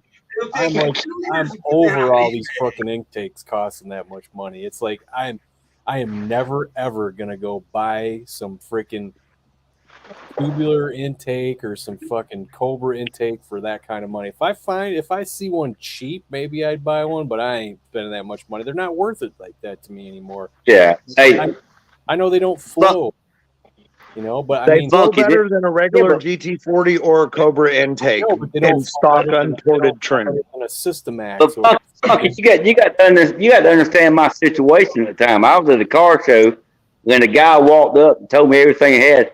He said, "You have to take it all for 350 bucks." I said, "What you got?" And he told me, I said, "I'll be there tomorrow." I'm not talking about that. I'm talking about people charging the freaking Oh yeah, yeah. $1,000, and it's like, fuck you. I'm gonna go buy Yeah. this freaking Systemax that flows better than that piece of shit. You know, What's up, Mark One? for the same amount of money. What's going Yeah, on? buddy? How are so- you? And I'm so sick and tired of them things. They're not worth that much money. I don't care. Oh, it's original. It's nostalgia. It's like, fuck that. Everything nowadays is so freaking high, man. It's just unreal. The prices that these people are charging for shit that back in the day you could have bought for literally nothing. Yeah. But I'm gonna stand on my ground on this. I will die on the top of this fucking hill. We as Fox Body guys need to fight to keep these fucking prices high. Don't post your shit cheap. Post it high as fuck and sit on it until somebody gives you that high price. And there's a reason. It makes our cars worth more money. Thank you. I can't disagree with you, but the thing about it is, if we're not into selling that stuff anyhow, so if we got that stuff, more than likely we're going to keep it because it's too Yes, hard. absolutely. But Right. at the same So point, what we do is we go by everybody's price when we go by their parts because they're dumb and selling them cheap, and then we sell them expensive because we want our parts to stay high. see, Yeah. But you know what? The guy told me that walked up and was telling me about what he had and why he wanted to sell it, because he just got rid of his Mustang and he got a 64 Falcon. you don't get what you pay for, is what I'm saying. Well, he said he paid 350 bucks. No, I'm saying these He said guys you- selling this shit for $1,000. You're not getting what you're paying for. It's just, I mean, look, I got my Cobra. Mine's an original Cobra intake. The thing flows good because I sent it out. It's got a stage 2 port on it. You know, so it flows damn good, you know. Yeah. Rattletrap, I argue the fact that you like that box R and everybody likes these intakes, but here's the deal. For real, if you're going to fuck with any of them, the best intake for these Fox bodies is the Victor Jr. style carburetor type intake with the injector holes. That is the best intake. It is a good intake, man. And It's then the best setup. So a carb style injected intake is the best setup, not only for performance, but also for ease of working on shit, because you don't have to pull nothing off to work on nothing. as far as these box R's, you could take those and shove them too, because I think they look hideous on top of it. And you- They do look they're hideous. They look like a bread box. I call them, they're not Yeah. a box R. I call them a bread box. It's a fucking bread box on top of your engine. I hate that shit.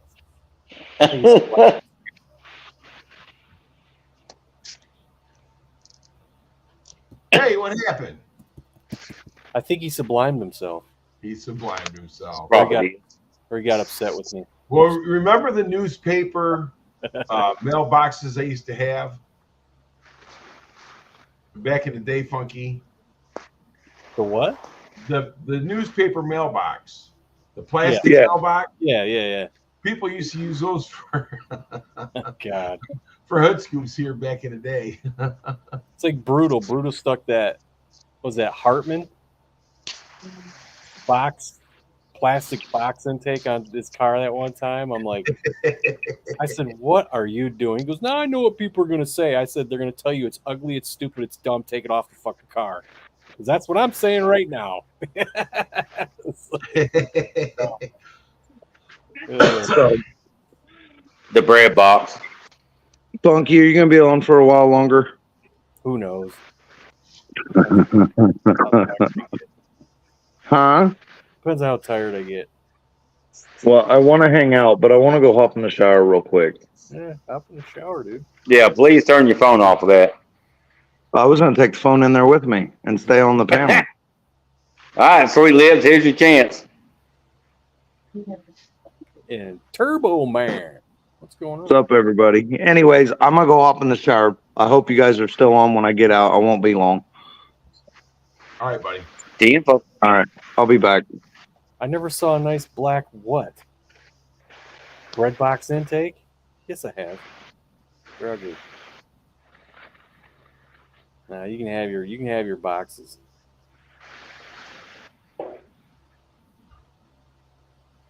Well, I'm just one. I like something a little bit different. That's all.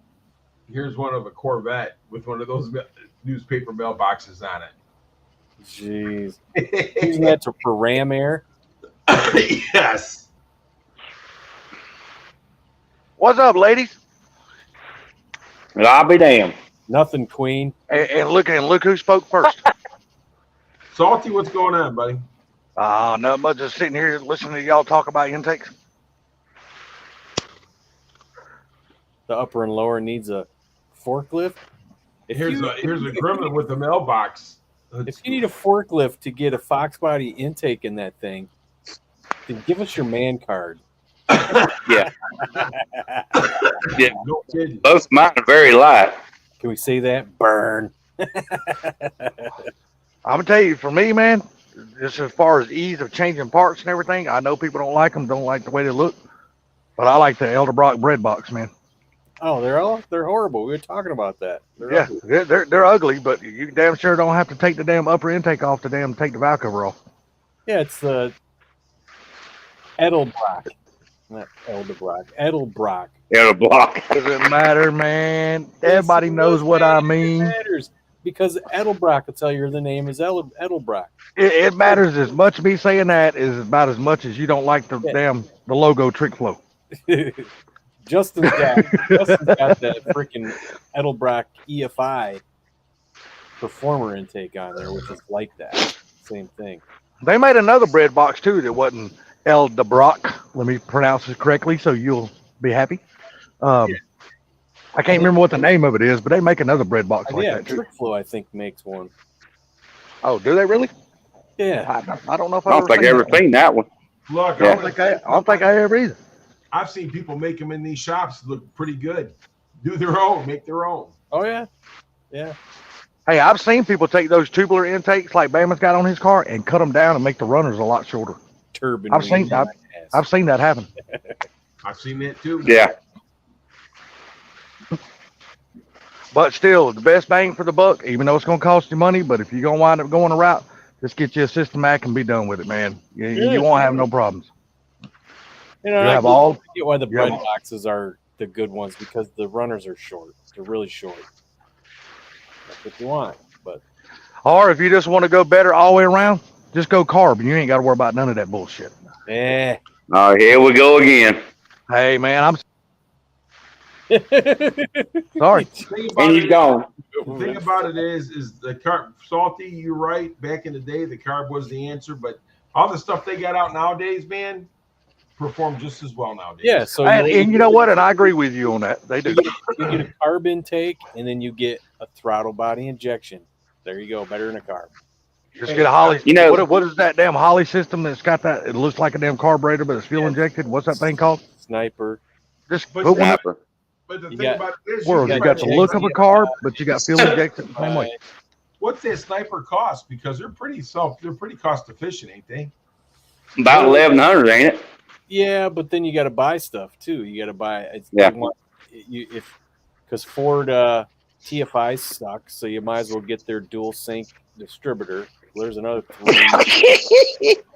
300 on there, and Yeah, but see, at the end of the day, when you do all this and you buy all this stuff, you're gonna have a really good, efficient system on your car. I know, but I'm just saying, a lot of people think they can just go out there and buy, $1,200 sniper, and it's like, well, wait a minute, you got to make that work with your TFI. You can, and people have, but I guess it's a pain in the butt. But It's just like you said earlier in the stream. I was driving, so I've been listening to the stream. Just like you said earlier in the stream, these systems are like 35, sometimes over 35 years old. I mean, they just need to be updated and upgraded. The older technology, you put the newer shit on, dude, it'll add horsepower to your car just by changing all that shit. But you also got to look at the thing is anything you do or change on your car nowadays, you're going to have to change a lot of things. So I agree 100%. So either You're way, right. you're going to throw money at it. Oh yeah, but that's what we all love about the car hobby. If we didn't love it, we wouldn't do it. You know what I mean? yeah. Well, the other thing is the harnesses in the car. So 30-some years old. Yep. Now you get a sniper, you're pulling all that out of there. You don't have to use it. Yeah, you're getting a lot more updated shit. You're getting probably, I think it comes with a new fuse box too, right? You're getting a brand new fuse box. All that shit. No. Oh, it does it not come with a fuse box? No. Okay, So- well, see, I didn't know that. I didn't And know the that. other I thing- never bought one of them, so I didn't know. Yeah. But the other thing is, you got people that are hooking up like mega squirts and micro squirts. The problem is, you're using factory wiring to hook those up. So And then there again, you could have a problem in your factory wiring, and you'll be chasing. It's like a cat chasing their tail around in a circle until you finally find a damn problem. there's a guy out there, I can't remember who it was, who's got these harnesses he's making so you can hook a Holley system up to the stock wiring of the car. So he's got these wiring systems to do that. And I'm like, that's cool. It's a good idea, but you're still leaving the stock wiring in that car. I don't have a stock computer harness in my car. It's all Holley. The only harnesses I wouldn't mind leaving in the car, as long as the wiring is good and that's easy to check, and that's the headlight harness and the taillight harness. All the rest of it, I don't mind changing that stuff. Yeah. Because why take a Fox body anyway and then dump all this money into it? Just take your car for instance, your Black Sunshine. Take it for instance. Look how much money you've dumped into it or put into that car. With the the engine, the trans, the rear end, the interior, all the stuff you've done to this car. It makes no sense to leave all this 35 or year old wiring in the car. It makes no sense to do that. You might as well go ahead and change that shit and have peace of mind and a better system. And I'm playing with fire with this other car because I'm sticking a stock computer in there for now. Yeah. So we'll see what happens when I freaking go to start it. It's like Gary. Gary's going to be using a lot of the original stuff, but Gary's going through his shit like piece by piece. He's checking everything, and that's the proper way of doing things. So he knows when he hooks it up, he's not going to have no issues. A lot of people don't do that. They do just like they did your whore. They butt splice that shit together. Next thing you know, you got a fire hazard just waiting to burn the car down when you drive it down the road. I just hope I put it in the right spot.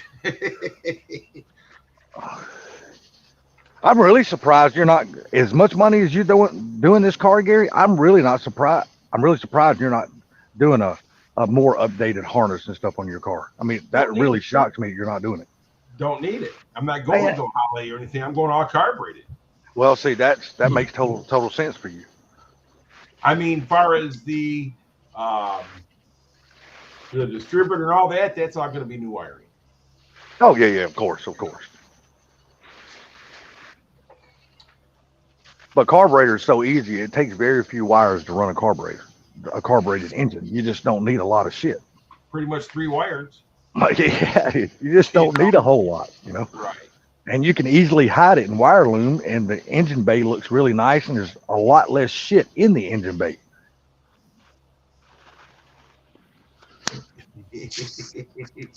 Where you keep going, Salty? Do I keep fading in and out? Yeah. Dude, I don't. Let me Oh, check. yeah, you're popping in and out like Hold on. like your ex-girlfriend.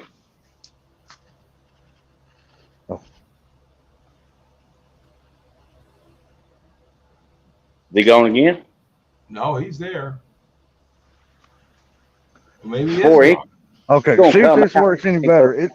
It seems to happen, dude, because we just had a rainstorm move through here, and it's real cloudy. But it seems to happen when I have it hooked up to the Wi-Fi. I turn the Wi-Fi off and run on just the phone data, and usually it's better. I don't know why it does it on the Wi-Fi.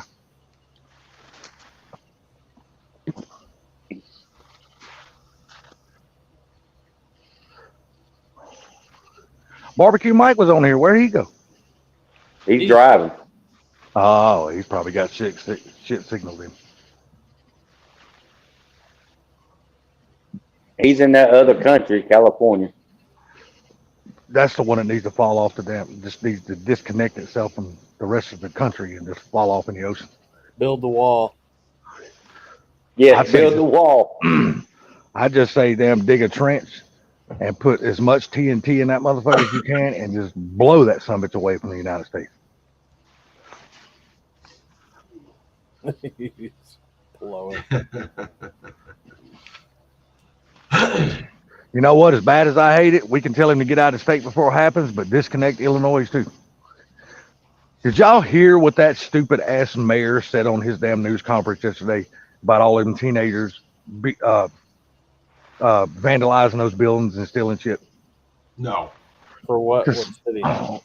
It's Illinois, Chicago. Oh. That new mayor, dude, I tell you what, that is the most ballest dude I've ever seen in my life. So one of the news media referred to the kids or teenagers or whatever the hell they are is the what the hell did they call them now? They called them like they referred to them basically like an Al Capone, basically.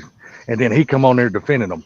These are children doing this. I'm like, no, hell, they're not. These kids know what the hell they're doing. They're old enough to know right from wrong. They know what they're doing is damn wrong. Lock their ass up and throw their ass in jail. Quit protecting them.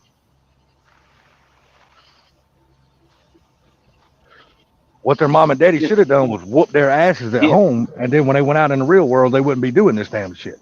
Well, that you Did- can't- child abuse. What are you talking? I don't give a shit. Lock me up or just come get my kids and take them home and you raise them. Fuck that. Yeah. They living in my house. They gonna be disciplined. They gonna know what right and wrong means. You see the two guys that the one guy was stealing from the store. and they yeah, and them whooped him two with a damn dudes jumped on. Yeah, one dude tackled him. It looked like a mop or a broom handle. He was beating the shit Yeah. out of that other guy. And you know what? He was like, "Just let me leave. Just let me leave. Please let me leave." I was laughing my ass off. The dude literally had a garbage can walking down the aisles, raking all the shit off in the garbage can, and was going to steal the garbage can and everything that he was going to take. And them two, Yeah. I want to say they were Oriental guys or whatever that owned that store. No, they was like Turkish or something like that. Them motherfuckers ain't from America. I'll tell you that. Yeah. They ain't from America. No, All I know is whooped his ass. they got tired of their shit being stole, and they said, "The hell with the police. We taking this shit in our own hands." And they whooped his ass. What's going on, Mike Garage? You doing all right, buddy? See that video that I just saw it earlier today that this uppity expensive store in San Francisco, these people are just looting the shit out of it. And the people that are working there just standing there watching it happen. It's just Yeah. And they got a governor named Newsom that don't give a damn. That just lets these people do this shit. But yet y'all voted this asshole in office. all I can tell you is this. The first part of his name is Noose. Yeah, exactly. But what I'm saying is, they know this was going to happen. They voted him back in. He's in office. So Yeah. if they start screaming and crying about it, don't go blaming nobody but yourself. If you'd have It's like- voted the other way, you wouldn't have that damn problem. It's like what Rogan said. He's a con man. Yeah. Well, you know who he's kin to, don't you? Probably Pelosi. Was it Trudeau? That. No, well, I would say they're probably lovers, but I believe that Nancy Pelosi is his aunt or great aunt, whatever the hell she is. She would have to be his second great aunt because that's an old bitch. That's an old man. Is that his great grandmother? Yeah, very well could be. Well, that's the only reason he's in there. I guarantee she rigged that shit. Well, hell yeah. You know she did. Hell, she lives in San Francisco. You know damn good and well she rigged all that shit for him. Yeah. San Francisco. That's basically what the whole place is. Sicko. Yeah, just think, back in the 70s, 80s, like, I'd like to go there one time. I wouldn't give a shit what happened to it. Now, Well, Rich Craig, he lives there, and he says not a lot of people living in California don't agree with Newsom. Well, no offense, Blitzkrieg. Please don't take this wrong way, but your fellow statesman voted him back in. yeah. Well, it's probably one of these deals with, it's like Michigan. It's like the rest of the state probably doesn't have any say because it's all controlled by freaking, Well, you're probably right about that too. it's like Michigan. If Wayne County or whatever, it's got so many people in it, they vote Democrat. Well, the Democrats win the state. Yep. Well, they'll win the whole damn county, whether they even got enough votes or not. But the larger county always went, it takes control of what comes up next. Yep. I think they just need to do a flat vote like they used to do. Just vote. Whoever gets the most votes wins. Take all the damn electorals and all that bullshit out of it. Just do away with that shit. Why can't you? They used to do it and the system worked fine. Because the way this would happen was New York and Los Angeles alone would be the ones who determine the president. So all the every 4 years too. Kansas, Nebraska, Oklahoma, the states with low population like North Dakota, they won't have a say at all. That's but then you got the other states that's got more, if not more, people than New York and damn California. You got Texas, you got Florida, you got big states out there with big ass populations, dude. Yeah, but you're not. I guess I don't think you're understanding it. It's just that they're both liberal cities, and we would forever and always have a liberal government if we voted for that. Because Nebraska, who may be probably a red state, wouldn't have a say. North Dakota, which is probably a red state, I'm guessing, wouldn't have a say. All I'm saying is we got to come up with a better system than what we are using, because evidently the one we're using is not working anymore. So they're going to have to do something to fix this shit. The problem is you got working when they're not cheap. You got Democrats out there who are redistricting districts and states. Well, true, and they're grabbing more counties in that, and when they redistrict shit. They need to take money out of politics. That's the way. I 100% agree. The government, I swear, our government needs to shrink at least by 50% to start with, and then they need to damn dwindle it on down after that. But they need to cut 50% of it out immediately. And the problem is you got people like the pharmaceutical companies that are running shit. You got BlackRock, they're running shit. You got State Street. These are all freaking gigantic freaking hedge. They're running everything. I agree 100%.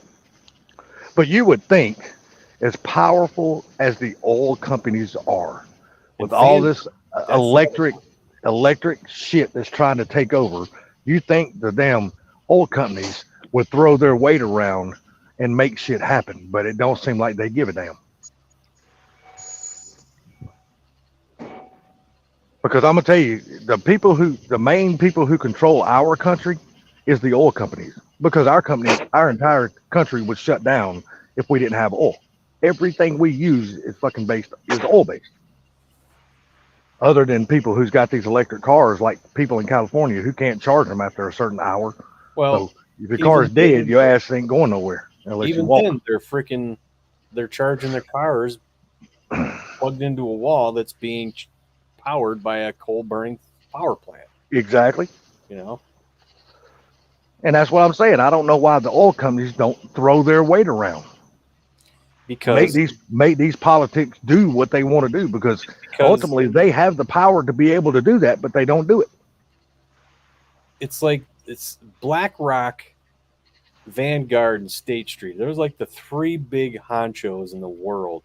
I think their assets are up to like $70 trillion. It's ridiculous. God almighty, dude. That is It's more- crazy. It's more than fucking countries have in budgets.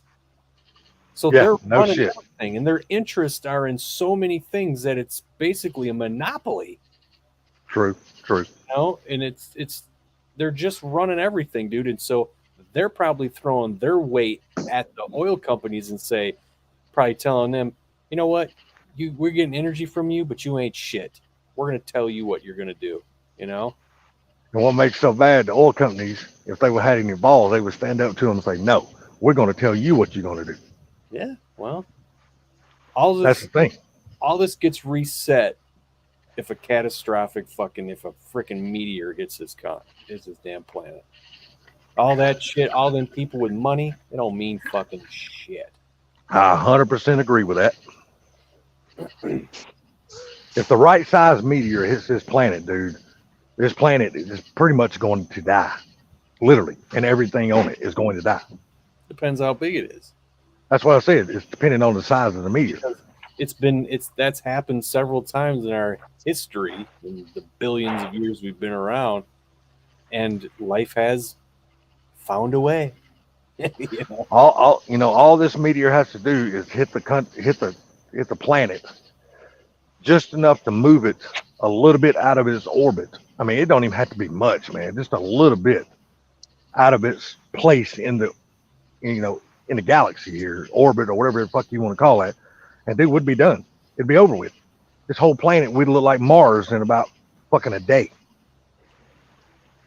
It'd be gone. The fucking water would dry up. Everything, living thing on it would die. Speculation. I'm Well, gonna tell I you mean- something. These meteors have been hitting us for millions of years, dude. And we're still here. Yeah, but you know what? The right size meteor ain't hit this planet yet. By the time it gets into our system, though, dude, more likely it breaks up. And think about it this way: the dinosaurs ruled this planet longer than we have. Exactly. Oh, I know. Right. Wow. People say that dinosaurs still don't live. I'm like, bullshit. Yes, they do too. Yeah, they're alligators and crocodiles. Yeah, fuck, you got a giraffe. You got the fucking elephant. I mean, these ain't small Bird. creatures. Them big motherfuckers, dude. Them birds, man. Them cassowaries. Them motherfuckers Yeah. mean. Yeah. They Yeah. will rip. They're fucking raptors. They'll rip you open. I'm just saying, people don't think a giraffe ain't a fucking dinosaur. You're crazy. Giraffes That's are a big. That's a big fucking animal, dude. Look how long that motherfucker is. Yeah, they're I dumb mean, though. You ever see? That might be dumb, but still, I mean, they're the tallest I living never, thing on this planet. I never seen this before, but it was very interesting. I came across the video of giraffes fighting. You ever seen that? No, I never have. They're swinging their necks at each other. God damn. Oh yeah. You gotta Oh, look at that. It's fascinating. Well, how else are they gonna fight? They can't raise a fist at each other. They gotta have something to fight But with. I never thought that they do that. I'm like, holy shit! Look at these motherfuckers. You would think they would fight more like trying to break each other's neck. I'm you would like, think I they'd know, fight it's more like like a fucking horse or a deer or something. Throw out their fucking Imagine rear if you get- feet or legs or something. your neck injured and you can't swallow that damn leaf they eat down that long ass esophagus. Yeah, no shit, dude. So strange adjustable shocks back in 2002 were $119. Yeah, how much are they now? More than $119. Oh, you can bet you probably won't even get one of them for that. That's why I found Nah, it go with the KYBs and be done with it. how old that is. You like Bama, you like anything that's got the initials KY in it. Komodo Yeah, dragon. look, 4-incher. Back up. I'm lucky, dude. My shit's so short, I don't need no KY. Is I just ex-mother-in-law slide right a on in. dinosaur? Is she a raptor or is she a T-Rex? Where she's got those little arms. She couldn't wipe her own Yeah. ass. She had those little arms. Yeah. A 5.0 log block was $4,900. Back in 2002, Yep. that's a lot of money back in 2002, to be totally honest with you. Money involved is really about who had the news and the media in their pocket. Yeah. Well, it's That's right. because all the freaking pharmaceutical companies sponsor CNN, ABC. They sponsor all those motherfuckers. Hell, No. they're starting to. Hell, look By at the damn way- Fox, dude. Fox is making a 360-degree turn, dude. They're going damn straight Oh, Democrat. And by the way, this Yep. is interesting. You know where the FDA gets their budget from? Big Pharma. That don't Yep. surprise me none. And don't you think that's a bit of a conflict of interest? Dude, that's got to be the biggest business in the world is pharmaceutical what? companies. As long as these politicians are nice with Big Pharma, guess where they end up working after they're out of politics? Pharmaceutical companies. Just take a wild guess. It's a vicious circle, man, that needs to be Yep. freaking trounced. Yep. Who Well, has the most money We had and the somebody in most office who control was trying to over do this that shit. world? So, And then you got- that same engine at Jigs today is $10,649. I know. That's crazy. Well, it's like I said about my brakes for my truck. I bought toe brakes 3 years ago for my truck. They were like $525. Power stops, drilled and slotted. I looked on Rock Auto this time. Now they're over $600 if I wanted to buy them. And then, so yeah, I went with the premium Napa, like the medium rotors, and I think I just got cheap pads. Dude, I'm telling you straight up, man. I go to paid O'Reilly's or Advance and I buy the shit they got on the shelf. Well, I got to think about pulling a trailer though. I do it and I pull trailers and every damn thing else. I don't have no problem with it. Never have. Never had them overheat. Never had them stop working. I've never had it. I've done that shit my whole life, dude. Never had a problem with that shit. Salty, you ain't gonna pull nothing with that Ranger. But these Dude, you got to understand, my Power stop. Ranger is not the only truck I've had in my life. I've had Power stop brakes were dualies and every damn very, thing very else. good brakes, man. They were, but now I spent the same amount of money for not as good brakes that I spent 3 years ago. So And you know, watch this. Those damn brakes you just bought for not as much money probably will outlast those power stops. Watch. I doubt it. I mean, well, they you'd will- be surprised. They will now because I got to turn the gain up on my trailer. So I don't think I had my gain up on my trailer brake enough. I'm just What do telling you, normally man. keep your gain at? Huh? Funky? What do you normally keep your gain at? I think it was at like 6. I keep mine at like 3.5. Really? My Yeah. dad's like, no, turn that damn thing up to 9. I'm like, really? No, Well, I the keep thing of it mine- is, the tighter you turn that gain up, the more restriction your truck is going to have on it. And that's something you don't want. Well, he's telling me you want the trailer to slow you down. See, I don't necessarily believe that because I at don't want the 3.5 at 3.5, it'll slow you down. Yeah, because I don't want the trailer brakes locking up before my brakes on my truck take a hold and start doing their job. And if you got your gain turned up too high, that's what's going to happen. Yeah, I know. So I like to keep my gain right when I hit the brakes. I can feel the trailer kind of help drag the truck back a little bit. I don't need it a whole lot. Dude, for many, many years, I pulled a car trailer that didn't have no trailer brakes on it. All I had Oh, was me the brakes too. that was on my truck. Me too. But the brakes are a blessing. Oh yeah, dude, I'm telling you, it's a great invention, dude. I'm telling you, it And really I'm gonna is. tell you, some places, some of these southern states, if you don't have brakes on your trailer, that's a huge fine. Well, some of these southern states, when you're going up and down mountains, if you don't have trailer brakes, the brakes on your truck is going to heat up like a mother. You need those trailer brakes to help take some of the load off of your vehicle when you're going down a mountain, especially if you got a car or you take one of these big construction like a truck like Pink's pulling a heavy duty load and shit like that. You want those trailer brakes because the last thing you want is your truck brakes failing when you're coming down the damn hill when you need to be slowing down. Listen, I'm with you, dude. I've been pulling them through Kentucky and Tennessee and Virginia, and yeah, buddy. Like, oh, trust me, you try pulling a 90,000 pound truck down the road. Try to do that shit one time. Well, I ain't never pulled no 90,000 pounds, but Well, yeah, you try doing that, then have a spongy ass brake pedal. That shit scared the hey, shit out listen, of me. I seen the guy go. I seen the guy go backwards down Jellicoe Mountain 75, and the Jake brake saved his life. Yes, sir. They will. Or runaway truck ramp. Well, see, the problem is with that when you're coming down the mountain and they got those gravel runoffs. You know what I mean? So when your brakes fail, you can hit the gravel. The problem is, a lot of times the gravel will kill your ass. It's all it is to keep you from going off the mountain, but it's still going to tear your truck and yourself all to shit. You're going to be hurt. You're going to be hurt bad if you ain't dead. Well, I tell you what, that freaking brake system they got on those U-Haul trailers are pretty cool. Yes, they are. That whole spring system in the tongue, Yep. that shit's pretty cool. But there's two things that I don't do anymore that back in the day, I didn't even think about it, didn't care about it or nothing.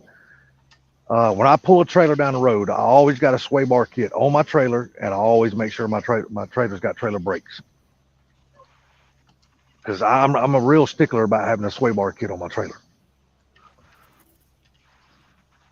All right, I gotta go to the bathroom. You going to check on 4 Blue? Damn, he must be a dirty motherfucker if it's taking him this long to take a shower. Or he must be beating the hell out of that Willie. Or, you Nah, know, he was tired. Oh, he's more slow likely he stroking. probably sat down in his chair and went to sleep. He's slow stroking that semi stand. He ain't in no hurry.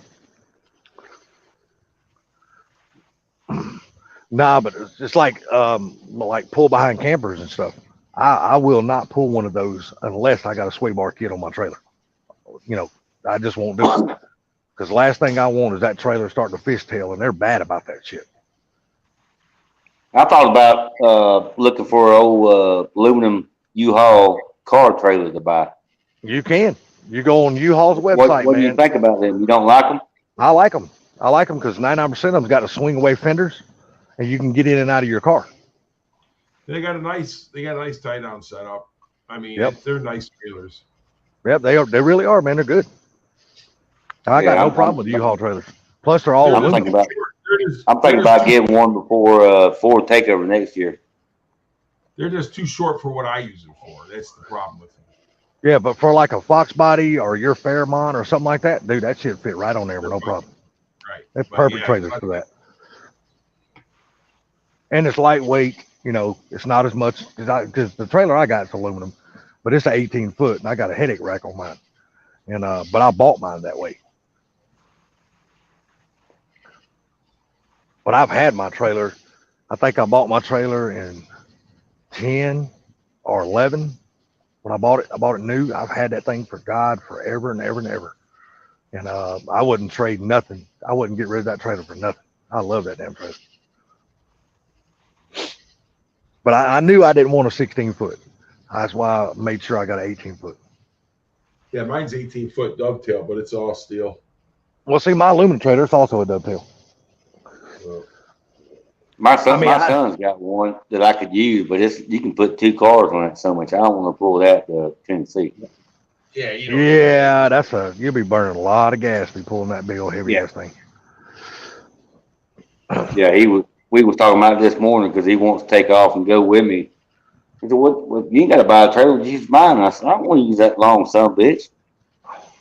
Well, does he got a car too? He got a Fox body? No, he got rid of his because, of course, his kids are 16 and 13 now, so he's trying to get all that situated. And once he gets him out of school, then he's gonna go back to what he was doing. I mean, which he works on helicopters, but he's a dealer too, so he buys and sells cars to help out, to do what he's got to do with the kids and all that stuff. Yeah. So he's gonna wait, and then he's probably gonna move out here on the property. Well, I was gonna bring an idea to you, maybe a suggestion, and maybe you would want to, and maybe you would not want to. But I was listening while I was driving the road, hearing you talk about your car and stuff like that. Have you ever thought about hitting up Brutal, man, and see if you can take your car over there? Because laying all jokes aside, that dude is swift as hell on those Fox bodies. He's good. Oh, he's already offered and told me to drive over anytime I want to, but I'm not gonna do stuff like he's got little kids. It's okay. You ain't gonna be inside the house working on the car. You're gonna be out in the shop. Well, no, you're not listening. You didn't let me finish. All right, finish. He said he always said just show up when you want to show up. No, I'm not going to do that. Oh no, I wouldn't do that either. No, I agree. I'm not going to do that. And the one day that he was live streaming when Andrew was sanding his car down, Mm-hmm. he hit me up then. So, well, just drive over. Well, I had 3 of my grandkids over, and I was like, well, I can't leave. Well, just see if you can, on the backside of it, see if you can set something up with him, because the dude is really swooped. He's got a smoke machine. He's got all that shit, man. You know, maybe it might be just something simple. You know, definitely try what Mr. Gary said about the fuel pressure regulator. Definitely try that. But, you know, the dude is swooped. He knows those damn Fox bodies, man. Oh, yeah. The dude Oh, yeah. knows his shit. I'll give him that much. He knows his shit about the Fox bodies. He's swooped. No, look, I've talked to him several times. He's a great guy. I mean, he's said it 2 or 3 times on live streams when it was middle of the day, but just so happened I had grandkids. I can't go nowhere. You know what'd be cool? You'll be able to meet him too. I mean, meet him other than seeing him at a gas station. You'll be able to go over and hang out with him, say hello, get to know him, and stuff like that. You know, and that's cool. I've You'll be met meeting him. somebody. I've met him and Papa T. I mean, they're great guys. Yeah, that's what I'm saying, man. I mean, hell, you I ain't don't gonna live tell far from nobody him, do you? different because that's just what it is. Hell, you live what, less than what, 3-4 miles from him? Yeah, I think it's 4 or 5 miles. So Mr. Blitzkrieg is asking, how does a 6-foot-plus person drive a Fox? You put seat extensions on. Well, I tell you what, We know a guy that's like 6'10". Gearhead drove one. 704 is 6'4", and he has size 18 shoes, Yeah. and he drives a 6'3", freaking stick. I'm 6'3", and I don't have a problem. Well, y'all forget about the main person. Remember Stang Giant? He had a damn Fox body before he got his S197, and that dude's like, what, 6'9", 6'10"? No, And he's he like- drove one. Yeah, He drove one every day. He has seat extensions in his. He said so. Yeah, well, I mean, of course, you got to make alterations for somebody that's that damn tall, but it is possible to put a tall person in one of those cars. You just got to make modifications to make it work, but you could do that. Like me, I need a booster seat and slide the motherfucker all the way forward. See, that's the opposite for me. Being tall is not my problem. and 4 I'm a inches little- ain't your problem either. I'm a little bitty short fella. I'm only like 5'6", dude. I mean, you know, it's, believe it or not, I drive a little single cab 1994 Ranger, and I got the seat pushed forward. It's not even all the way back, just so I can reach and push the damn clutch pedal in. I ain't driving like no granny, but you know, but still, I gotta have it pushed forward. Are you sitting on a phone book? No, actually, believe it or not, it's this damn seat, this 60-40 split seat in it, or whatever, that kind of damn seat that's got in it. It actually, I can sit up, I'm sitting up plenty high enough. I don't have to worry about that. The only thing my truck don't have that I wish it had is tilt steering wheel. I cannot stand not having a tilt steering wheel in my vehicle. God, I hate that shit. Yeah, it don't bother me. Because I'm not one who likes the steering wheel tilted way forward. I like my steering wheel tilted back some. So, Salty, so you don't have no junkyards around you? Dude, I got plenty of junkyards around me. Plenty. Oh, I was wondering 'cause There's no shortage around here of junkyards. you was always asking Mach 1 about the dash panel and all that stuff for your Ranger. Well, because the junkyards that we've got, they don't have a lot of older stuff anymore. They pretty much updated their cars and stuff like that. So you have to really find somebody who's got these kind of things, like sitting in their backyard, or maybe somebody that's got a really older junkyard or something. It's hard to find that shit. Okay, well, excuse me, I'm sorry. The reason I brought it up is because we found a junkyard that's, I don't know, 30 minutes away, that's got several of them Rangers. Really? So me and my son is gonna go hopefully in the next couple of weeks and just ride through it. Because I'm he's telling got you, dude. several Fox bodies, Rangers, you name it, they're in there. Dude, I'm telling you what, have you guys went out on Facebook Marketplace and started looking at these trucks? It's crazy what people are asking for these things. I didn't know these little trucks were as popular as they are. People buying the shit out of these trucks, man. Did I tell you about that guy? This guy I knew who got a transmission at a junkyard for cheap. You can get them for cheap. No. Maybe I didn't. If I did, somebody say something. I don't remember if I did or not. But I was talking to this guy, Derek, I know. He went to LKQ because he looked on their website and saw like a 97 Cobra and he wanted the intake off it. So he gets there. There's a guy at it already because this thing just popped up.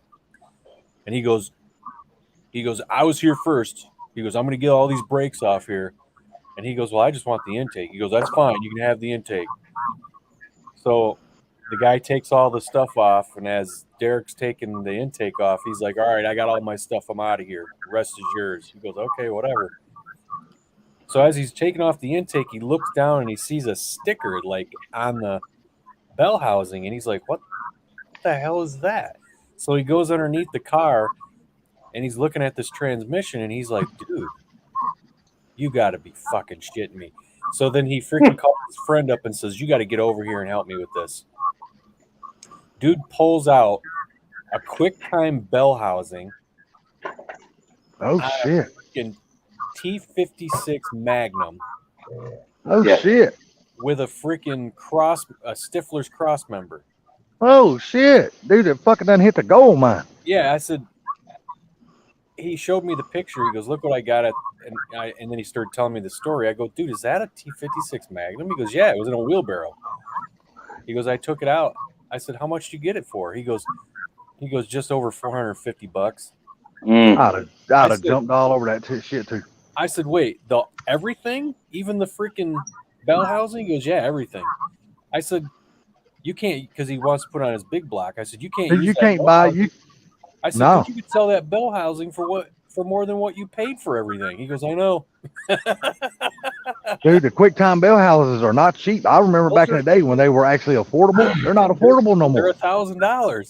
Yeah, I know. I had one of my damn gray Mustang. He could sell that. Hey, what's going on, Brosford? You He doing could all sell right, it for Brosford? $500 easy. I had one of my gray Mustangs.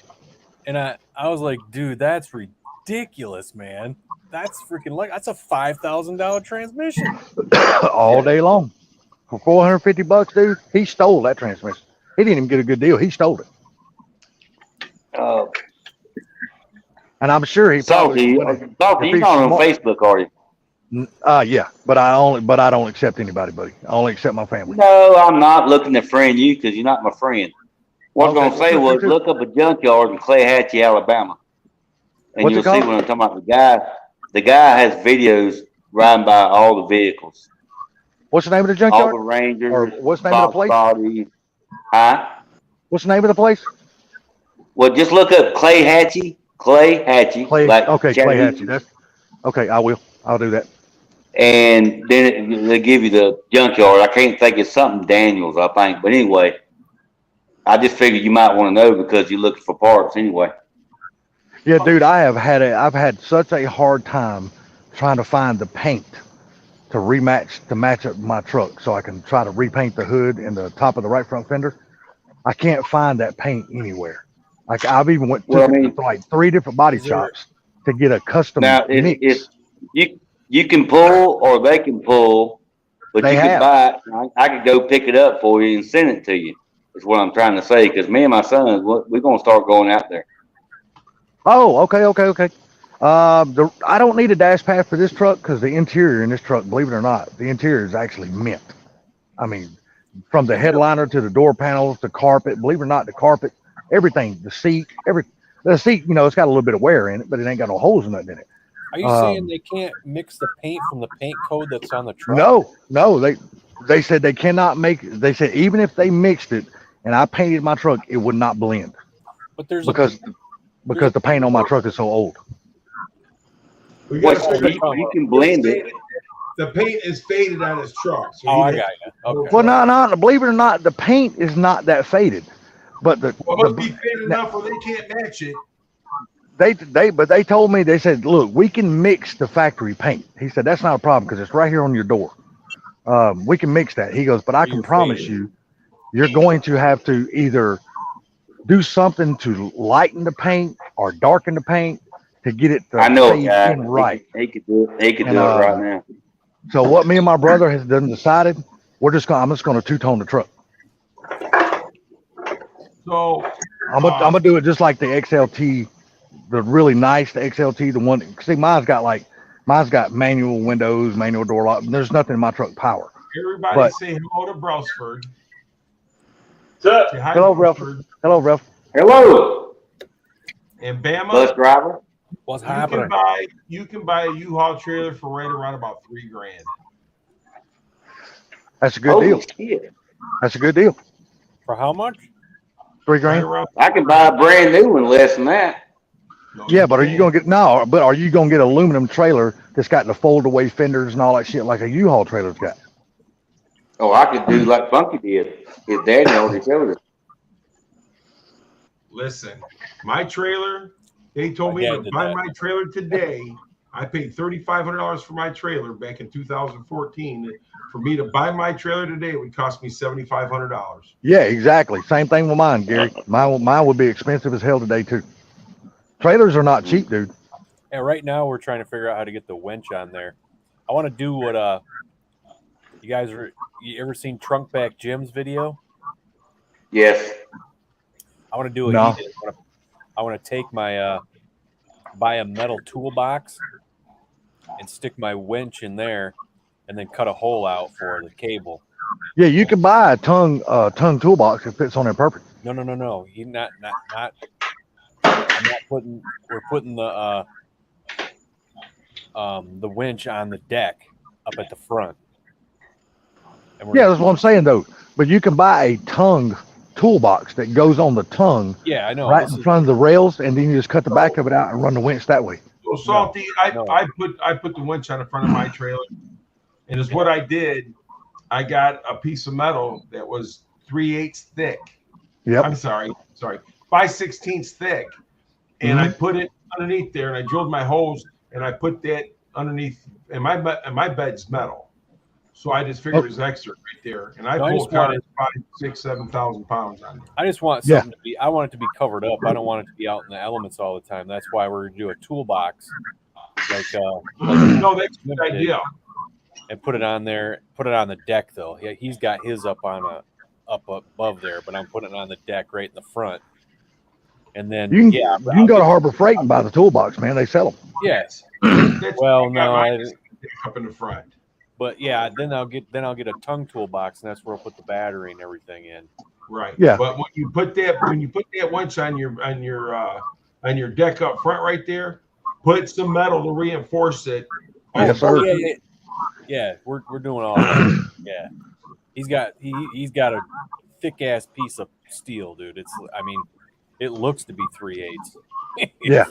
It's Well, I've never bolted one down. We've always just welded ours down. So, but it's the same thing. Bolt, Yeah, but weld. It doesn't matter. It all does the that same wood thing. there though. Yeah. It doesn't matter. It doesn't matter. You can still do it. Yeah, I bolted mine down, but like I said, I got a metal bed or Yep. deck, and I put metal underneath it just to secure it even more. Yeah. The other thing we need to do is we gotta make a spare tire thing, a mount. If you could, you got one of those, don't you?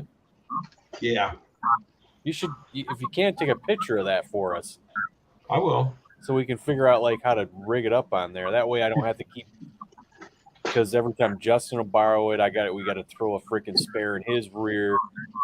Every time I get it, I got to throw the spare in my bed. Dude, you can make a damn tire mount for a spare tire out of a piece of fucking angle iron. All you got to do is weld it to the Yeah, side of your trailer. But what he said, what my dad wants to do, to me sounds kind of complicated, and I think it's pretty simple. He's talking about making a cradle for the wheel, and I'm like, what? You don't No. got to do that. All you got to do is drill 2 holes in it and put That's why- studs through it and mount it on there. That's why I just want to see what Gary has there. We can take a Yeah. snapshot so he can see what I'm. Because in my head, I know what I want to do, but he's the one who's doing all the metal shit. I'll mess with. Yeah, you could do a tire mount so easy and so cheap. Dude, all you need is a really nice piece of angle iron, But me or a telling piece of him, T iron, either one. but he won't listen sometimes. So if I'm telling him, he just acts like he doesn't understand. So if I show him a picture, Yeah. Oh yeah, I got you. I got you 100%. I got you. You could do it just like the farmers used to do back in the 70s, where they just put the angle iron in the back of the bed and put the damn tire connected to it. What do you mean? In the back of the bed? On a dovetail? Like a just a Ford truck. You just put the mount in the back of the truck on the side of the damn bed. Oh my And God! He don't want to do that to his fucking new EcoBoost truck. No. For a damn I'm car trailer saying tire? that's how simple it is. Oh yeah, it's simple. Yes, but a lot of people did Yeah. that shit with the old step side trucks because Yeah, it but was I'm not real talking easy to about do I'm that. not talking about putting in his truck. I'm talking about his trailer. You could just come up with something simple. And Yeah, and now but- I got on mine. Finally got D rings welded on there. Justin, there you go. Yeah, he bought some D rings, but these things were like, again, 1/2-inch steel. My dad couldn't weld that. Yeah, your welder ain't strong enough to weld that. Yeah, he couldn't Yeah. weld that. So Justin had the D rings there with that thick steel, and he just took it to his work and had his maintenance guys weld them up for us. So There you go. and then he towed Bumblebee down to Motor City Foxfest. I said, "Good, you're the guinea pig." Yeah, I'm telling you, man, we used to make damn spare tire mounts like that on trailers all the time, dude. That shit is so easy. It's simple. There's nothing to that stuff, man.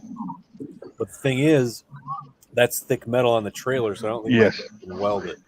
Yeah, but you can come up with the idea, then get Justin to just take your trailer down there and get his buddies to weld it up for you. That's no big deal. That's easy stuff. But I 100% agree with what you're talking about as far as the winch inside of a box. Yeah. I do agree with that. And the only reason why I say that is it keeps the cable and the motor mechanism in the winch, makes it last longer, especially if you buy today's winch with the remote control and all that kind of shit. You want to keep that shit out of the weather. You know, it's funny. No nonsense, know how this guy I watch. Because he's always pulling cars, so he's got a winch on his. And when I seen him, he doesn't keep his winch on the trailer. Because I just happened to catch. I'm just used to watching the guy put cars on trailers, but this time it just struck me at what he did. He's got a trailer receiver on the front of his trailer, and he's got the other part of it welded on the freaking winch. So when he goes to use it, he pulls it out, slips it in there, and Sticks the pin in. puts Yep. a pin in it. Yep. I was like, holy shit. I said, all this time I've been watching him put this shit on there, I never noticed he did that. I was Yeah. like, that's freaking cool. I never thought about that till I just now heard you say that, but that's actually Yeah. a great fucking idea, dude. But I'm like, that's a great way to really keep it out of the element. But at the same time, that seemed like it'd get annoying. Having to Boost haul it. it out every time. You just got to figure how often are you going to be using your trailer to haul cars. Yeah. That's how annoying it would be. If you're using your trailer daily to pull cars, yeah, that would get annoying. But if you're only using it 4 times a year or something like that, Yeah, but I mean, see, hell, this- that's something you can do. there's certain things this guy obsesses about, man. It's weird because he just built a new freaking nice big garage because he had this shitty garage being eaten by termites. And, these guys poured concrete, and he was obsessed with getting it cured. He's saying, yeah, they tell you to keep it wet, to get it to cure faster and make it harder. And he just kept doing it, and then he said, I think I'm going to stop. I think I'm just going a little too far with it. Then the next episode, the whole freaking shop is flooded with water. So I decided to go ahead and do this again. The dude got obsessed with hardening this freaking concrete. It was so goddamn funny. Even to the point to where the guys who put the concrete in put the relief cuts in it. Yeah. They didn't go all the way in one spot. So he went and took his cutting wheel and freaking finished it. Now they can pour that shit and they don't even have to put relief cuts in it anymore. Well, that's what they did. And You need to put a keyway in it. Yep. And then what he did was he wanted to seal that stuff. So what he did was he took a bunch of sand, stuffed it in those cracks to fill them up so he could freaking seal it. And the cracks, I'm like, this dude is obsessed, man. Dude, I tell you what I'd have bought. Instead of sand, I would have just went and bought me a bunch of tubes of fucking liquid nail and put in there. because liquid Well, nail ain't coming out. That's what I'm saying. He seamed it after he filled Yeah. it because he said he didn't want to have to stuff a bunch of that in there, so he filled it with just earth. Yeah, they make this stuff light liquid nail now, but it's for concrete. It just comes in a big ass caulk tube. You just spread that shit, you put it in there, and it's self leveling. Yep. It levels we use itself that out for- over time. Yeah, Yeah. It'll level out. It's great shit. hell yeah, it is. Now you have to spend a little bit of money for it, but it's like anything. You Oh, yeah. get what you pay for. You know what I mean? You want to go cheap, you can do cheap, but if you want the good shit and you want it to last over time, then you know what? You got to spend a little bit more money. When I done my shop, everybody said, "Well, you got to put all this damn. You got to put the metal in there. You got the all kinds of damn rebar." No, you don't. All you got to do is put you a keyway in it. Yep. Well, see now You they put a put keyway in it. If you get any crack, it will stop because that's what the keyway is for. All right. Well, see, so now- there's I'm other sorry. channel I watch, right? Mhm. This is now it seems like every freaking automotive channel I watch, all these guys are making enough money to build new places. Yeah, So- no shit. So there's this other guy, This and That Garage. He was always doing stuff at his mom's garage, an old guy. But he tore down this building a while ago and built it up behind his house. So that's his new shop. So he laid this, and it's a big shop. And he laid this freaking, had this concrete laid. They just came and dumped it in a hole, basically. Meanwhile, No Nonsense Know-How had the guys rebarring it, reinforcing it. Well, this dude he put a bigger slab and didn't do any of that. Yeah, well, see, like I said, now with the stuff they put rubber inside of the concrete now. You don't even have to Yeah, well, no. My brother-in-law, he's the head. The guy down the street here just had his all done, his pole barn, everything like that, 40 by 60 slab, and he put fiberglass in it. Yeah, you can do fiberglass too, but they make this rubber stuff that goes inside of concrete now too. Because my brother-in-law, he's the big dick over Thomas Concrete Company. He's been there for years and years and years. But now they're making concrete slabs now, and they're putting this like rubber stuff inside of the concrete. Dude, you don't need a keyway. You don't need expansion joints. You don't need nothing anymore. Well, I still say that you better put some damn keyway in there. I'm just saying, he says you don't have to do that anymore with the way they mix concrete now. He goes, you just don't have all that. I think of the past. They got new ways of doing it. I lived down here in farm country, so when I was doing my building and I put the form down, one of the older farmers down here stopped by and he was talking to me one day, and I told him what I was doing. He was asking what was going on, and I told him. He said, "Dude," he said, "don't let these people talk you all this bullshit." He said, "Just get fiberglass concrete," because he has tractors. I mean, they're almost as big as this damn shop, and the shop's 30 by 30. Yeah, he's got them He's big. had 8, 9, 10, 12 tractors on the same concrete for 20-something damn years. Yeah. He said, "Put a keyway in, make sure it's right." So my question is, He had no crack. And now you guys may be different because it don't get that cold down here. but I don't know what a keyway is. Show him right your here. keyway. Show him your keyway, Bama. Go full Huh? screen. That way you can see it there, Funky, if you're still there. I don't know if you can see it. Can you see that? Well, we see a crack. But Okay. Yeah, Well, what it is, it's nothing more than once you put your dirt down and where you put your form up and you put your dirt down, you go to any construction sales and it comes with stakes. And what you do is you put the stakes in the ground. That's a piece of aluminum. It's 4.5 inches tall. You hang them on there and get your height, your concrete depth you're going to do. And it splits right here in the middle of this floor. It's 30 by 30. You hang them on there. And once you hang them on the stakes, because you can cut them any length you want to. I think they come in, I think I got mine in 20-foot lengths or whatever it was. I cut them, I hung them, and then poured the concrete. And what it does is, if it splits over here, in the corner, guess what? It's only going so many inches. And it won't split no more. Yeah, because this guy right here, he had fiberglass put in his because of the, because our weather, Yeah. Well, I got fiberglass because I was trying to get mine poured on a certain day when I come back from the Bristol, Tennessee, and the guy told me on the phone. He said, "Well, it'll have to be 4 or 5 days." And I said, "No, there's rain coming." He said, "Well, you're going to have to pay if you want the fiberglass. We already got it mixed. That's $8 more." I said, "Bring the shit." Okay. Yeah. So that's salty. I was like, "Bring it now because I got to have the concrete now." Gary, isn't it most people up in your guys' next to the woods with all your climate and stuff? Don't most people put like heated floors, like heated, Not everybody. like pecs Very in their rarely damn? you see I'm sorry. Go ahead. it. You see it very rarely. You don't see it a lot. Okay. It's here a lot. Heated floors is a big deal here. Radiated heated floors. Hell yeah. Yeah, all it is damn PEX. All it is PEX plumbing pipe. That's Yep. all the hell it is. Yep. Like I said, you don't see it here a lot. But I mean, there's people that's got it, but it's not. Hey, you know what?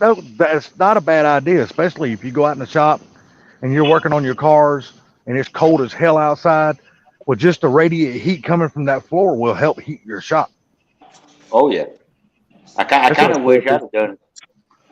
Yeah, that's because I watched, like I said, I've done told y'all this a million times about this same guy, and I know probably none of y'all go watch him, but this guy named Half-Ass Customs that lives up there in Canada, but that's what he does, and just because their climate is so much more drastic than ours.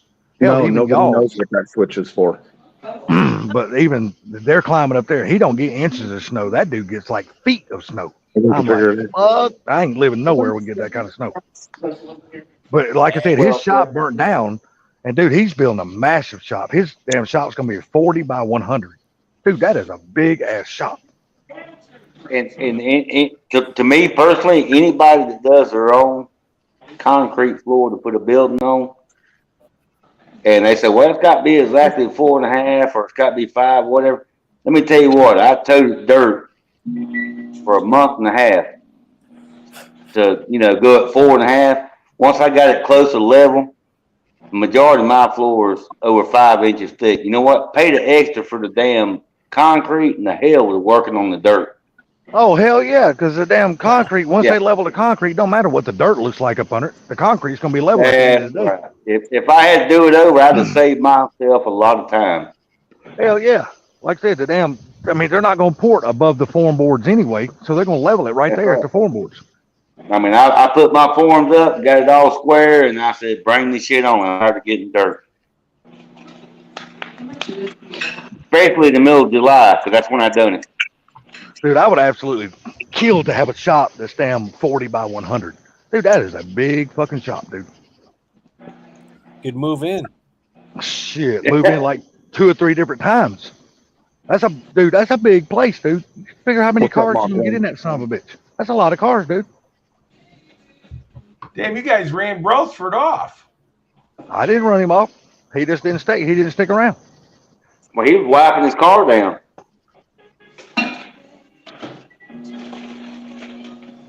Didn't nobody tell him he had to leave. He just left on his own. I think he didn't have Subline to run over the bus, so I guess It's like me. I'm fixing to take my ass in the house because I don't know how in the hell these bugs are finding my ass, but they are because I got all the lights off outside. Pitch damn black dark, but these damn bugs are still finding my ass. Salty, I went live the other night, Sunshine. I know. I was in your life. Excuse me. I was there. I was there. I was in the bushes up under my alias, and I was there. I missed you. I was listening. Listen to this Mike guy, man, telling me about how his car has AC, and now he says his car is sitting in a heated garage right now, but the garage stays at 65 degrees during the summer. Did what, man?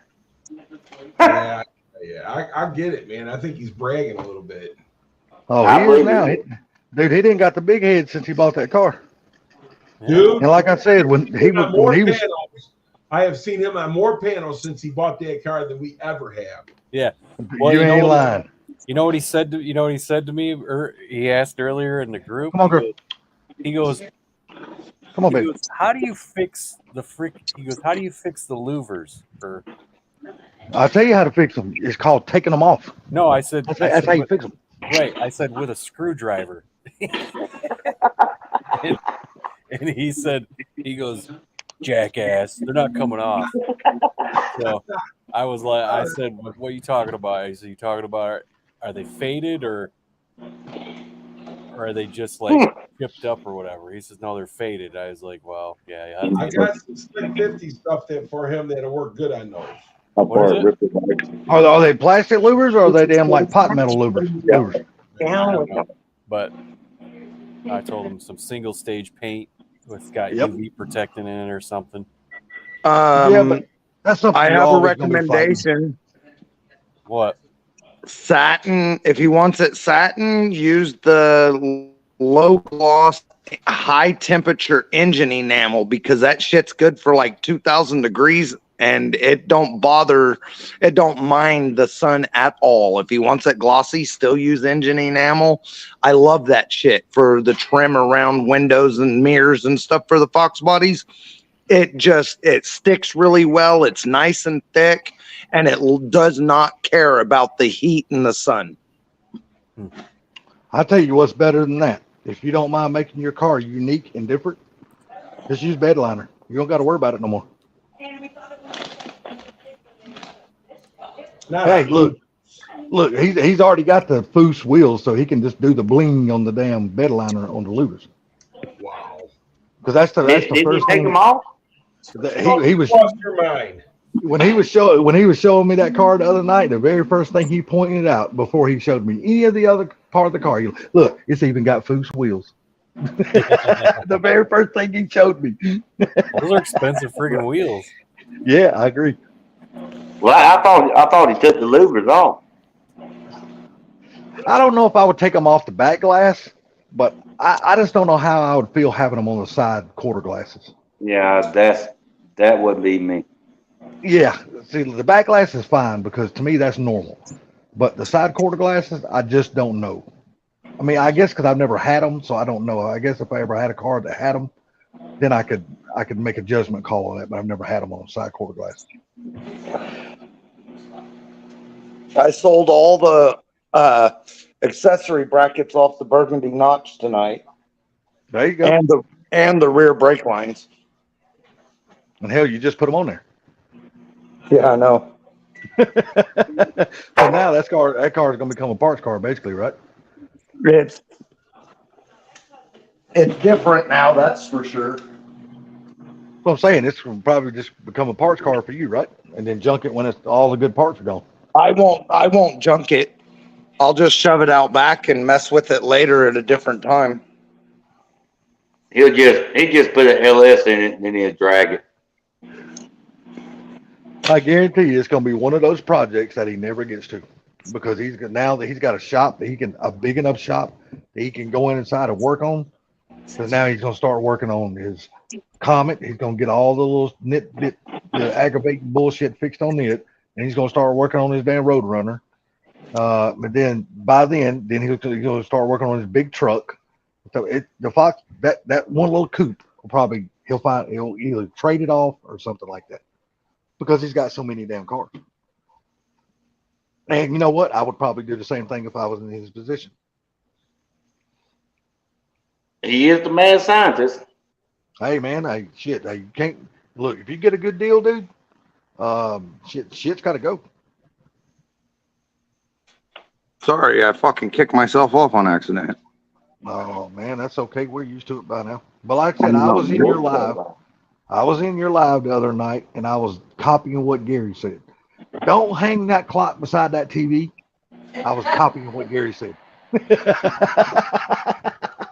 I tell you what, Shelly does all the cooking and cleaning and, the special favors for me. So I'm going to put that motherfucker wherever she tells me to. And you know what? And that you would be a You smart better. man for doing that. Yeah, you better. There you go. Like I See, said, and you'll she be a just smart brought man. me my But no, the food inside of your while- house looks great, man. I mean, it does. If she tells me to put that motherfucker on the back of the bathroom door, I'm gonna do it because look, she just brought me my fucking plate too. Well, if she did that on the back of the bathroom door, you'd be able to time how long you take a shit. So then you know how long you'll be in the bathroom. No, I couldn't because of where the toilet is in the master bathroom. You can't even see the door.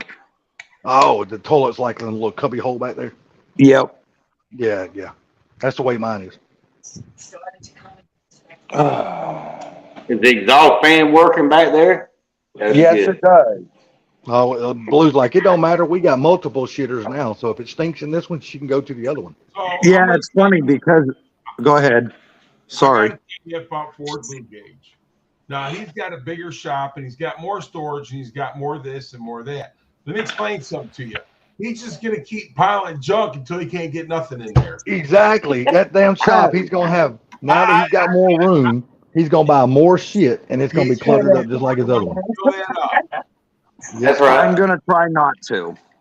I'm gonna try not to, is what he said though. Don't try not to. That's right. Whoever has the When I was building my shop, I told my ex-brother-in-law, "I'm building a 30 by 30." He said, "You won't be happy. It'd be full up in 6 months."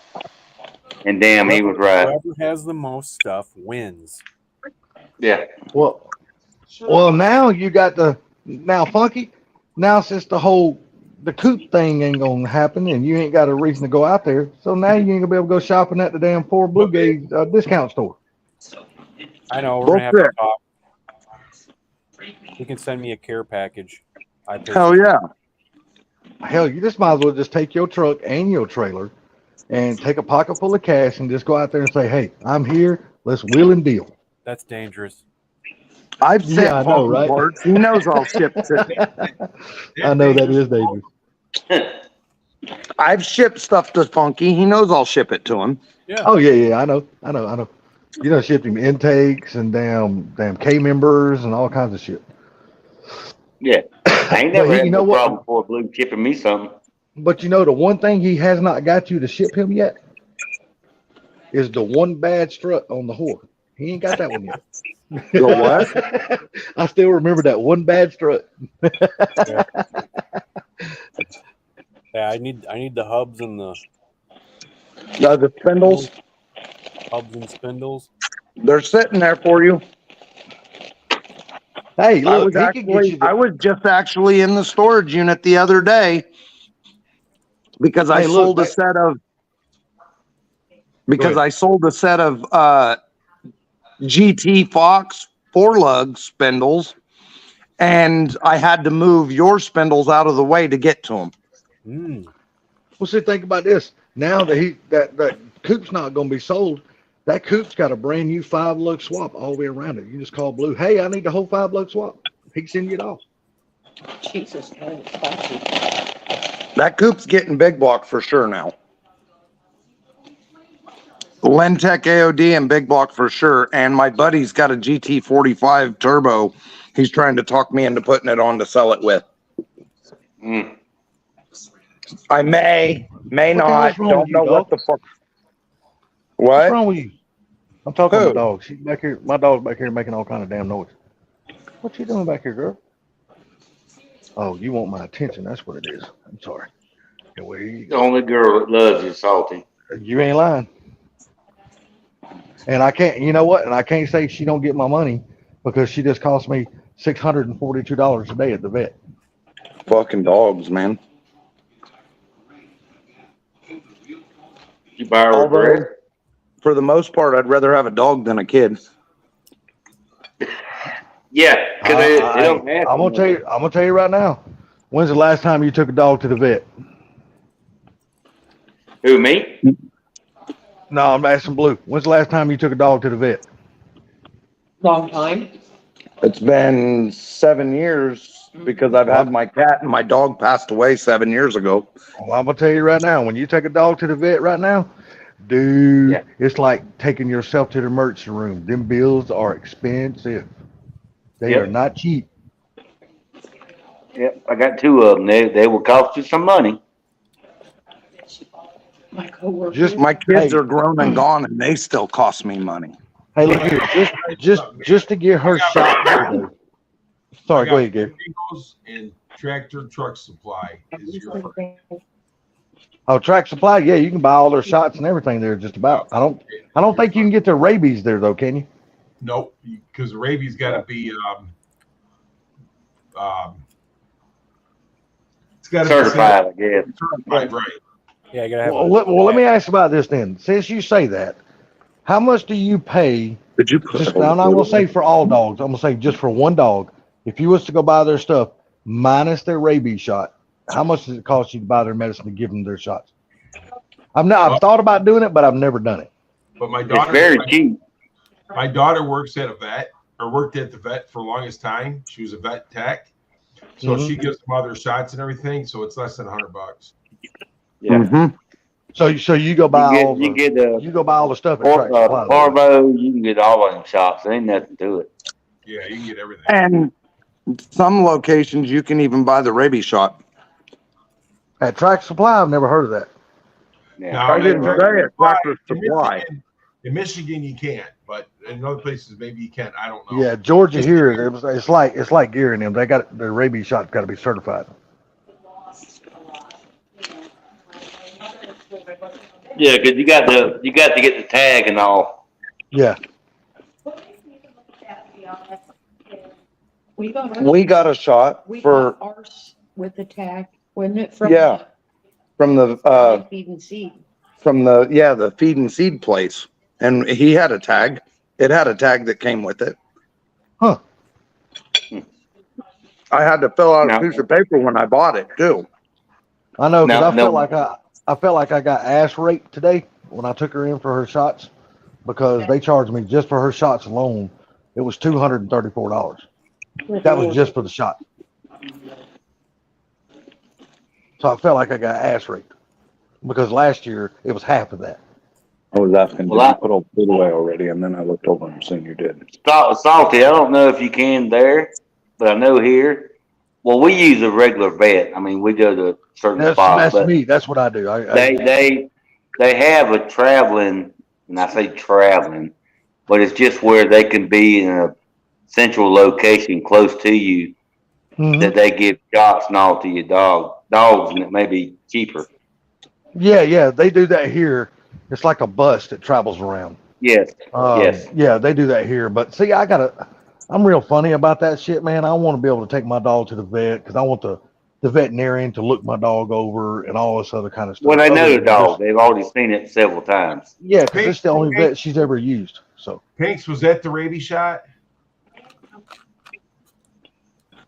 Actually, they have one shot that has all the shot, everything together, and they just poke you, and it's Yes. Or they tell you that and they just charge you. right. well, see, Shoot them up mine, with sugar water.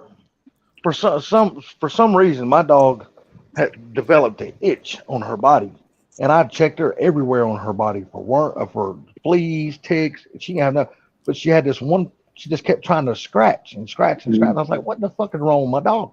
Because it just like happened overnight.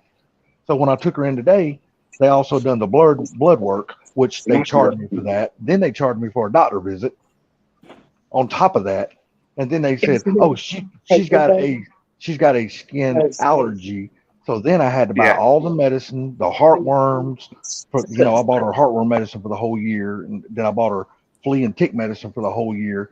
So the bill cost me like $600 something by the time I got out of the vet. Well, you do know that the flea and tick medicine, if it's been changed or the dog DNA does not like it, it will make them scratch.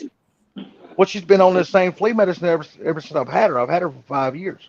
Been on the same stuff, and it's. Well, I agree with that, but you know that shit changes, just like what we went through in 2020.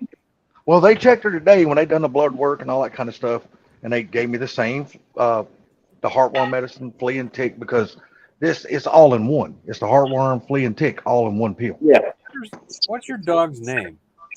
My dog, Yeah, Foxy. Foxy. Foxy.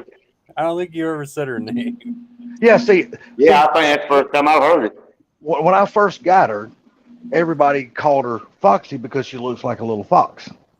But see, I don't. I call her baby girl. That's just something I call her. It's just she's my little baby girl. So I call her baby girl. And I always thought you called her your little black bitch. no, she's a good dog, man. She's a sweet. Now I do call her a black bitch sometimes because she's got that female gene, and it shows. So I do call her a little black bitch sometimes. But no, she's a sweetheart, man. She's just all she wants is attention and pets and loves. She's a great dog, dude. She really is. I couldn't ask for a better dog. Yeah, one of my dogs' name is Cotton. Now he's black as he can be. And everybody asked me why you call him Cotton, because when we first got him, the backfield, all he done was eat the damn cotton. And the vet said, well, it's probably going to kill him. I said, well, it's 40 acres of cotton. What the hell am I supposed to do?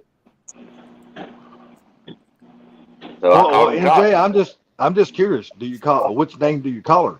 Do you call her Foxy, baby girl, or black bitch? Oh, hey, take it easy, Mike. See you later, buddy. yeah, by that time, Barbecue Mike said, I'm gone. Later, Barbecue Mike. You have a good night, man. Later, Mike. Excuse me, Barbecue 5.0. BBQ What? 5.0. Matter of fact, BBQ, check your messenger. You need to change your name to BBQ Foose because you're proud of those wheels. I'm just messing with you, buddy.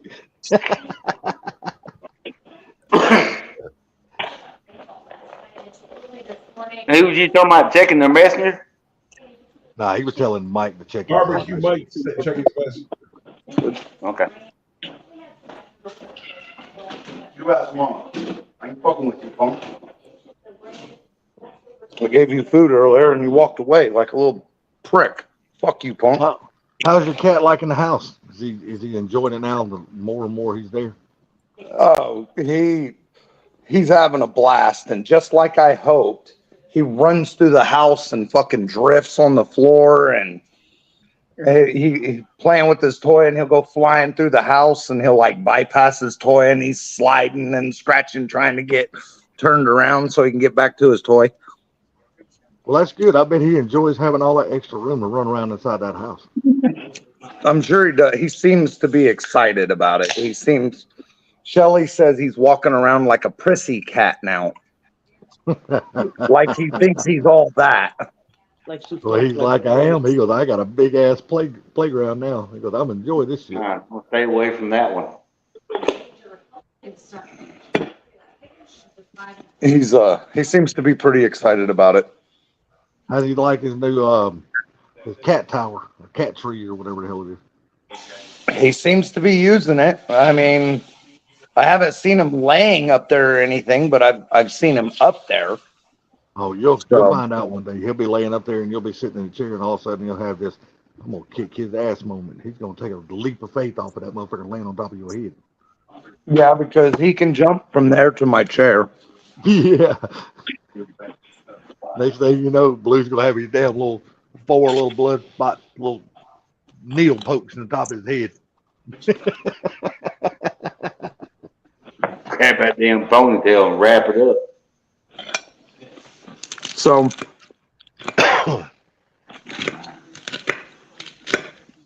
yeah,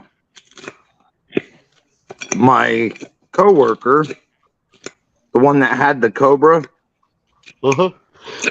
we're going tomorrow to get his new car. New to him car or a brand new car? It's a used car. Okay, so it's going to be new to him then. It's an 06 Mustang with a 552 cubic inch big block and a Tremec 6-speed transmission. Damn, dude. Somebody went crazy with that car, didn't he? Yeah. Holy fuck. So we're going to pick that up tomorrow. I will video it, at least a short, and put it on my channel. Oh, Lordy. I can't believe I'm this tired today. Yeah, you ain't done shit. Yeah. Hey, Shit, I just echoed that. I ain't done shit. I rode down to my brother's house because we were gonna start finish putting that tractor back together, but we didn't mess with it anymore today. We just stood around in the driveway and talked shit. So we gotta get up in the morning and go down there, and then we're gonna start putting this damn tractor back together. Bucky, you away? We won't finish it tomorrow, but we'll finish it Sunday. We got that motherfucker torn in fucking 5 million pieces. We had to split the tractor in half just so we can get the transmission out of it. Been there, done that. Oh yeah, it's a 1949 80 Ford tractor. I've seen it done, but I've never done it. Yeah, we did it. We're doing it now. We got to replace every single fucking bearing in the damn transmission. We had to order a bearing kit for that bastard. They were proud of those bearings too, let me tell you.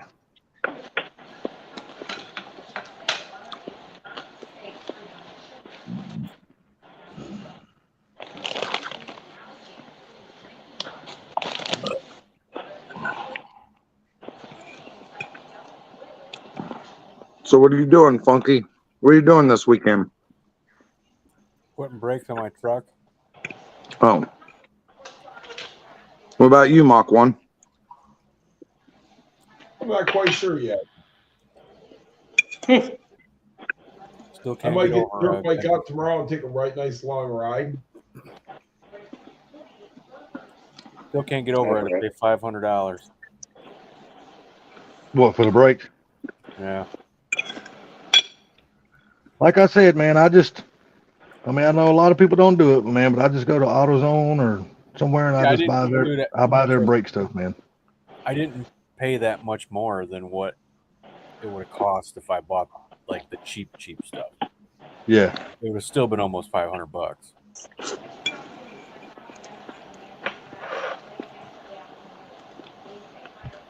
What are you doing this weekend, Bama? What's anybody doing this weekend? Fuck. Me personally, I've been off since Wednesday, and I'm not going to do much of shit. I'm going to try my best not to, but I'm probably going to take my mom tomorrow to a seafood restaurant. She wants to do something, so I'm probably going to pick her up and do that. Bucky, did you get that picture I sent you? Yeah. You know, you can just go to a trailer place and just buy that and just bolt it on your trailer. Oh. So I'm driving 2 hours tomorrow to pick up this car and 2 hours back. When I get back, I have to go to work because we have a 04 Chevy Silverado 4x4 that I have to round trip the training on. And it has to be done tomorrow night. Well, that sounds like a good day. I was supposed to be finishing moving this weekend. So that's all going to get changed to finishing next weekend. How much you got left? Shelly's greenhouse, my carryo cabinet, my drill press, my bench grinder, my bench.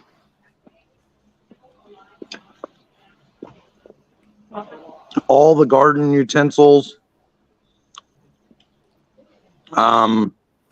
Lawnmower.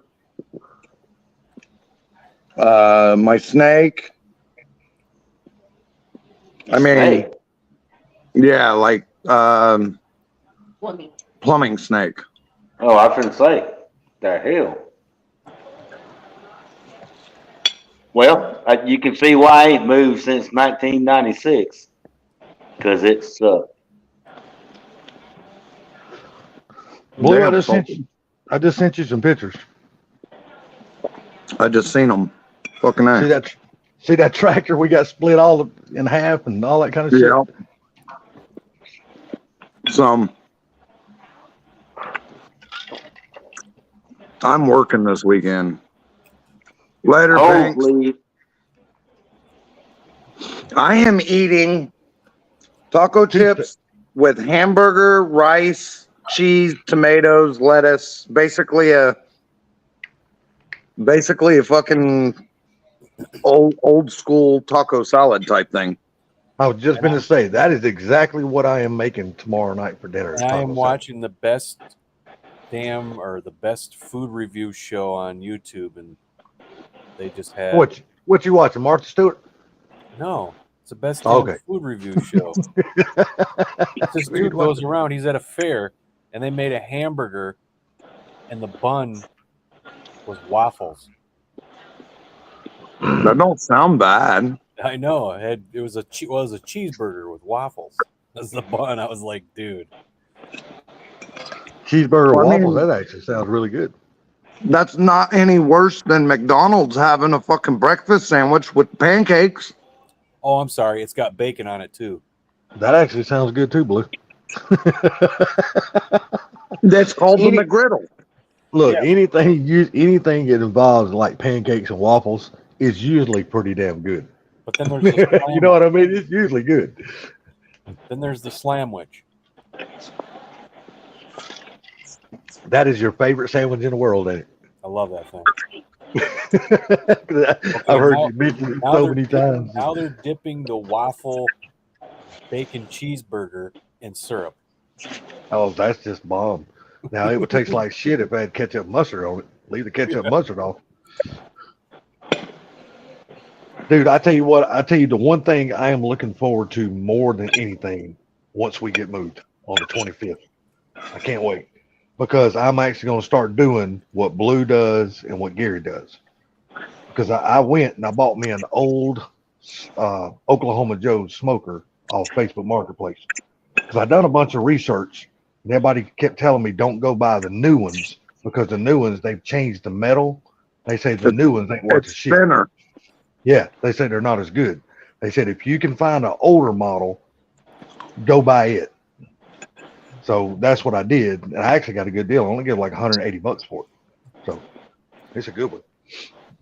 Does I it gotta have put the it- serial number on it on the copper plate?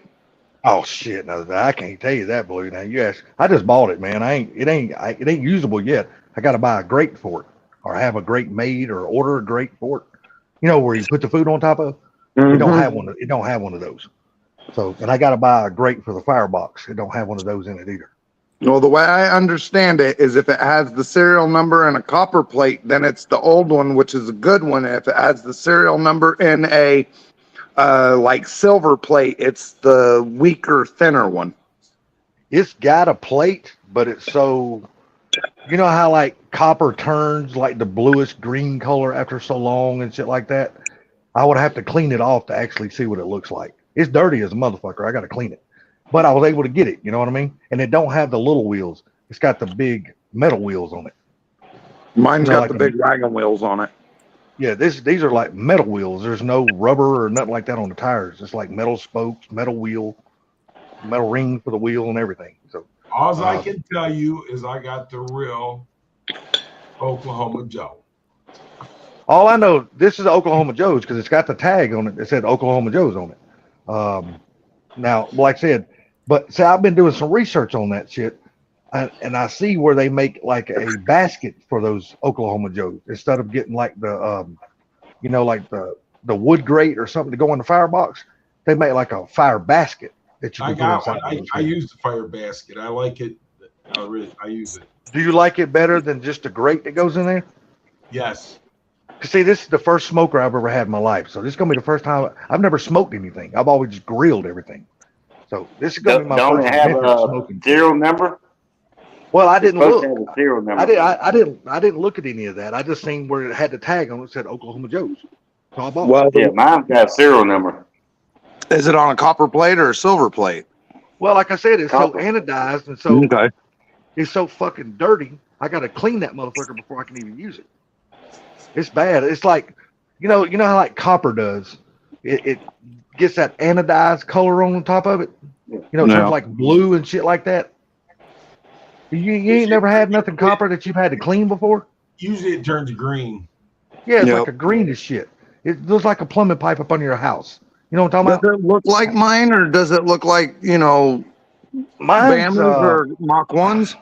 I've never seen Bama's, but I've seen Gary's. Mine don't look like the Mine's ones. on my Instagram, several pictures. Mine and don't- Gary's are the same. They're both the older ones. Yeah, mine don't look like the ones that they sell today. Mine, You know what I mean? Like at the is- store, the new ones, because I went to Lowe's and looked at those things. Mine don't look like that.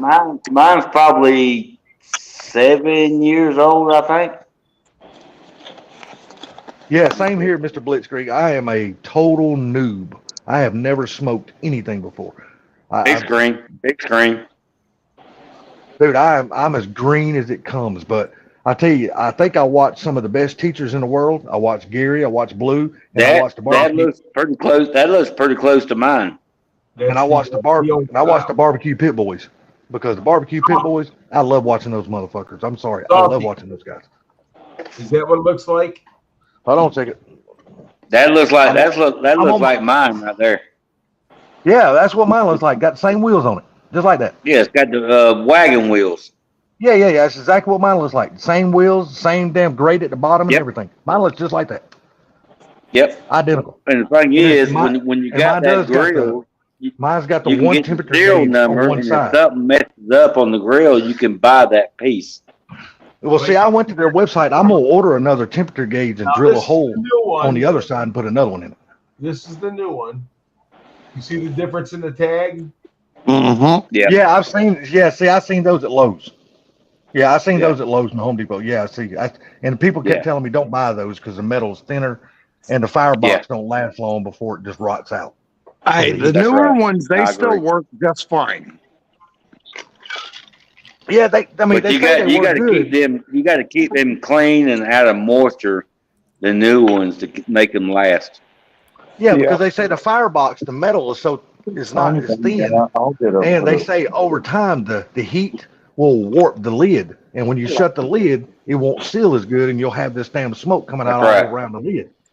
So See the copper, Yeah. like. But you can buy stuff to Mine- put. mine looks just Yeah. identical to that one. I mean, just the same fucking grill. Mine looks just like that, identical to that. Yeah. It's just That's- mine But you has but been sitting out in you the can- you weather can with no buy cover or nothing seals. on it, and it is so you dirty. can and buy so the dingy. seals to put on the door and all to hold the smoke in.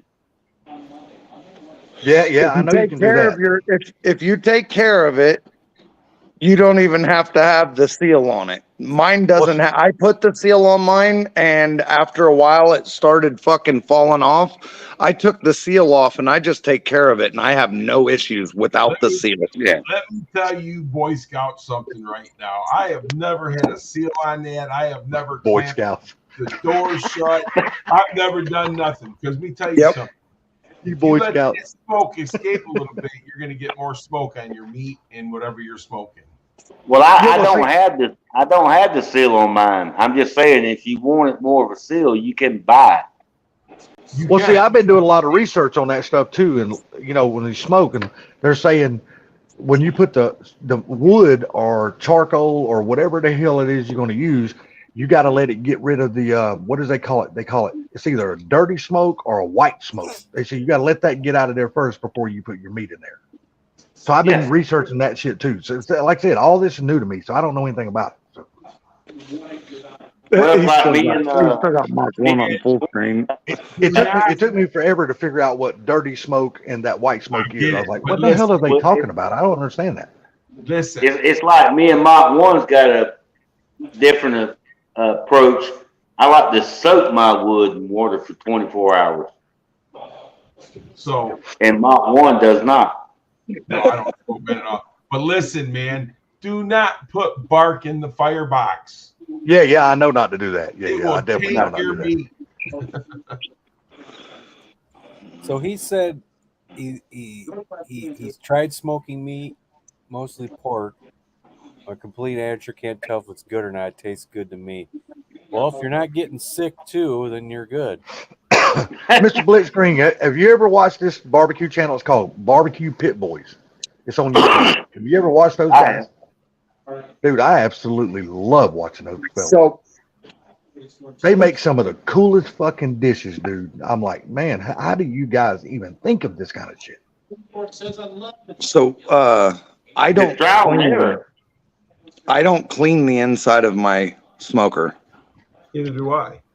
Hell no, that takes all the flavor out of it. Nope. That's Yeah. no. And that's what they say. They say once you get the inside of it seasoned right, leave it alone. Leave it Yeah. the fuck alone. Yeah, I've been doing so much research and reading about this shit. If I was buying a used one, then I would definitely clean that. But then Yes. Oh, I'm going to clean mine for sure. I do my I'm own definitely gonna- smoke. But I gotta, Bama. One thing I gotta tell you, man. I used to soak my meat, but after the fourth kid, I stopped. I hear you. You know what? Yeah, but see what? You were soaking your meat. I was soaking my wood. So I stopped that too. Yeah, Well, I tell you what. to me, it comes down to the number one thing: seasoning your damn grapes. No, you're right. You- I mean, You get that right, I can start mine up right now, and in 5 minutes, anything that's on that grape, it's gone. Yep. It's gone, and it's just as slick as the day I done it. Yep. And we used bacon grease inside of ours. Smeared I the whole inside of it with bacon grease. Yeah, well, I done mine with peanut oil because I'm down here in peanut country. But it all works the same if you do it right.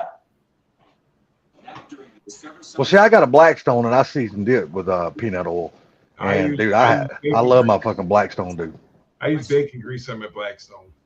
I love my fucking Blackstone, dude. I am addicted to that motherfucker. I'm sorry, but that damn thing is awesome. You can But I cook mean, fucking anything on that bastard. If you're cooking with any kind of cast iron and stuff like that, you got to prep it right. Yeah. You know what I'm Yeah, saying? that's right. I agree, You gotta 100%. season it right, because if you don't, you're just gonna ruin it. Yep. Mr. And it Blitzkrieg, I can love get out I love there, their stuff. It can rain and everything else, there won't be a bit of rust on that sumbitch. Right. see, I but went still and bought a cover cover for mine mine. with the cover. My Yeah, I bought. Well, I got it covered too, but you know what I'm saying. my heat box is starting to get some surface rust on it, so I'm gonna wire brush it, paint it, and then you know what I mean. But as far as the rest of the smoker, but then again, I've had my smoker for 16 years. Right. God, if yours is just now starting to get surface rust, that's fucking awesome. Holy I mean, I shit. keep it covered up in that though too. So matter of fact, Yep. smoking some chicken tomorrow. Well, like I said, I went and bought a cover for mine. I haven't put it on yet because I still got to clean the outside and the inside of the smoker. And I need to order me a grill grate for it and stuff like that. So I need to get on there and do that. You got a metal supply house? Yeah, I'm sure there's a steel house around here somewhere, and I don't think. Hey man, I recommend you go down there and you see if you can get the grate like what they use on trailers and shit. That's thicker, it's stronger, and it'll hold Oh up yeah, yeah, better. I can go get that. That's not a problem. I can go get that. Hell yeah. The X pattern type diamond shaped shit. Yep. Yeah, I it's like basically that. just like it's on the bottom of the rack on the Oklahoma Joe's. Yep. So talking get about- it you're talking- thicker. I'm gonna get that for mine when I redo mine. When I put, I'm gonna build me a smokehouse out here eventually, and I tried to bring the fucking concrete pad, and me and Shelly could not pick that motherfucker up. Well, hell So- no, it's concrete, dude. That motherfucker's heavy as fuck. Well, imagine that. You couldn't pick it up. We tried. We got it to stand up, and then I got the dolly under it, but we couldn't move it. See, I almost bought. See, I seen another one first, and it wasn't an Oklahoma Joe's. I can't remember what the name of it, but it was a reverse style smoker. And And you I'm know, like, man, I just got to say something real quick. I wonder why your back's all screwed up, Ford Blue Gauge, doing stupid Yeah. crap like that. yeah, no shit, dude. You're talking about a concrete fucking slab. Why would you even try picking that up? A 7 foot by 6 foot by 4 Yeah. foot, 4 inch deep. Yeah, why would you even think about picking that up? Because I wanted to take it with me. Fuck, it's just cheaper. Just go buy the bags and build Just another say one. you could have went and bought some bags of concrete and made one. And save your fucking back, dude. Because let me tell you something. You only get one of those motherfuckers. You don't have a spare. I know. I'm telling you, once it's fucked, it's fucked. Take good care of it now, because when you get up at my age, and especially Bama's age, as old as that motherfucker is, you know your back's got to be bad. Hey, don't talk about dirt, son.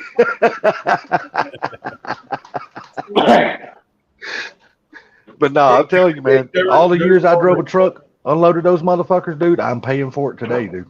It's hard to get up. Sometimes it's hard to get out of bed. That's all right, Gary. You're right there with me. God made dirt. Dirt don't hurt.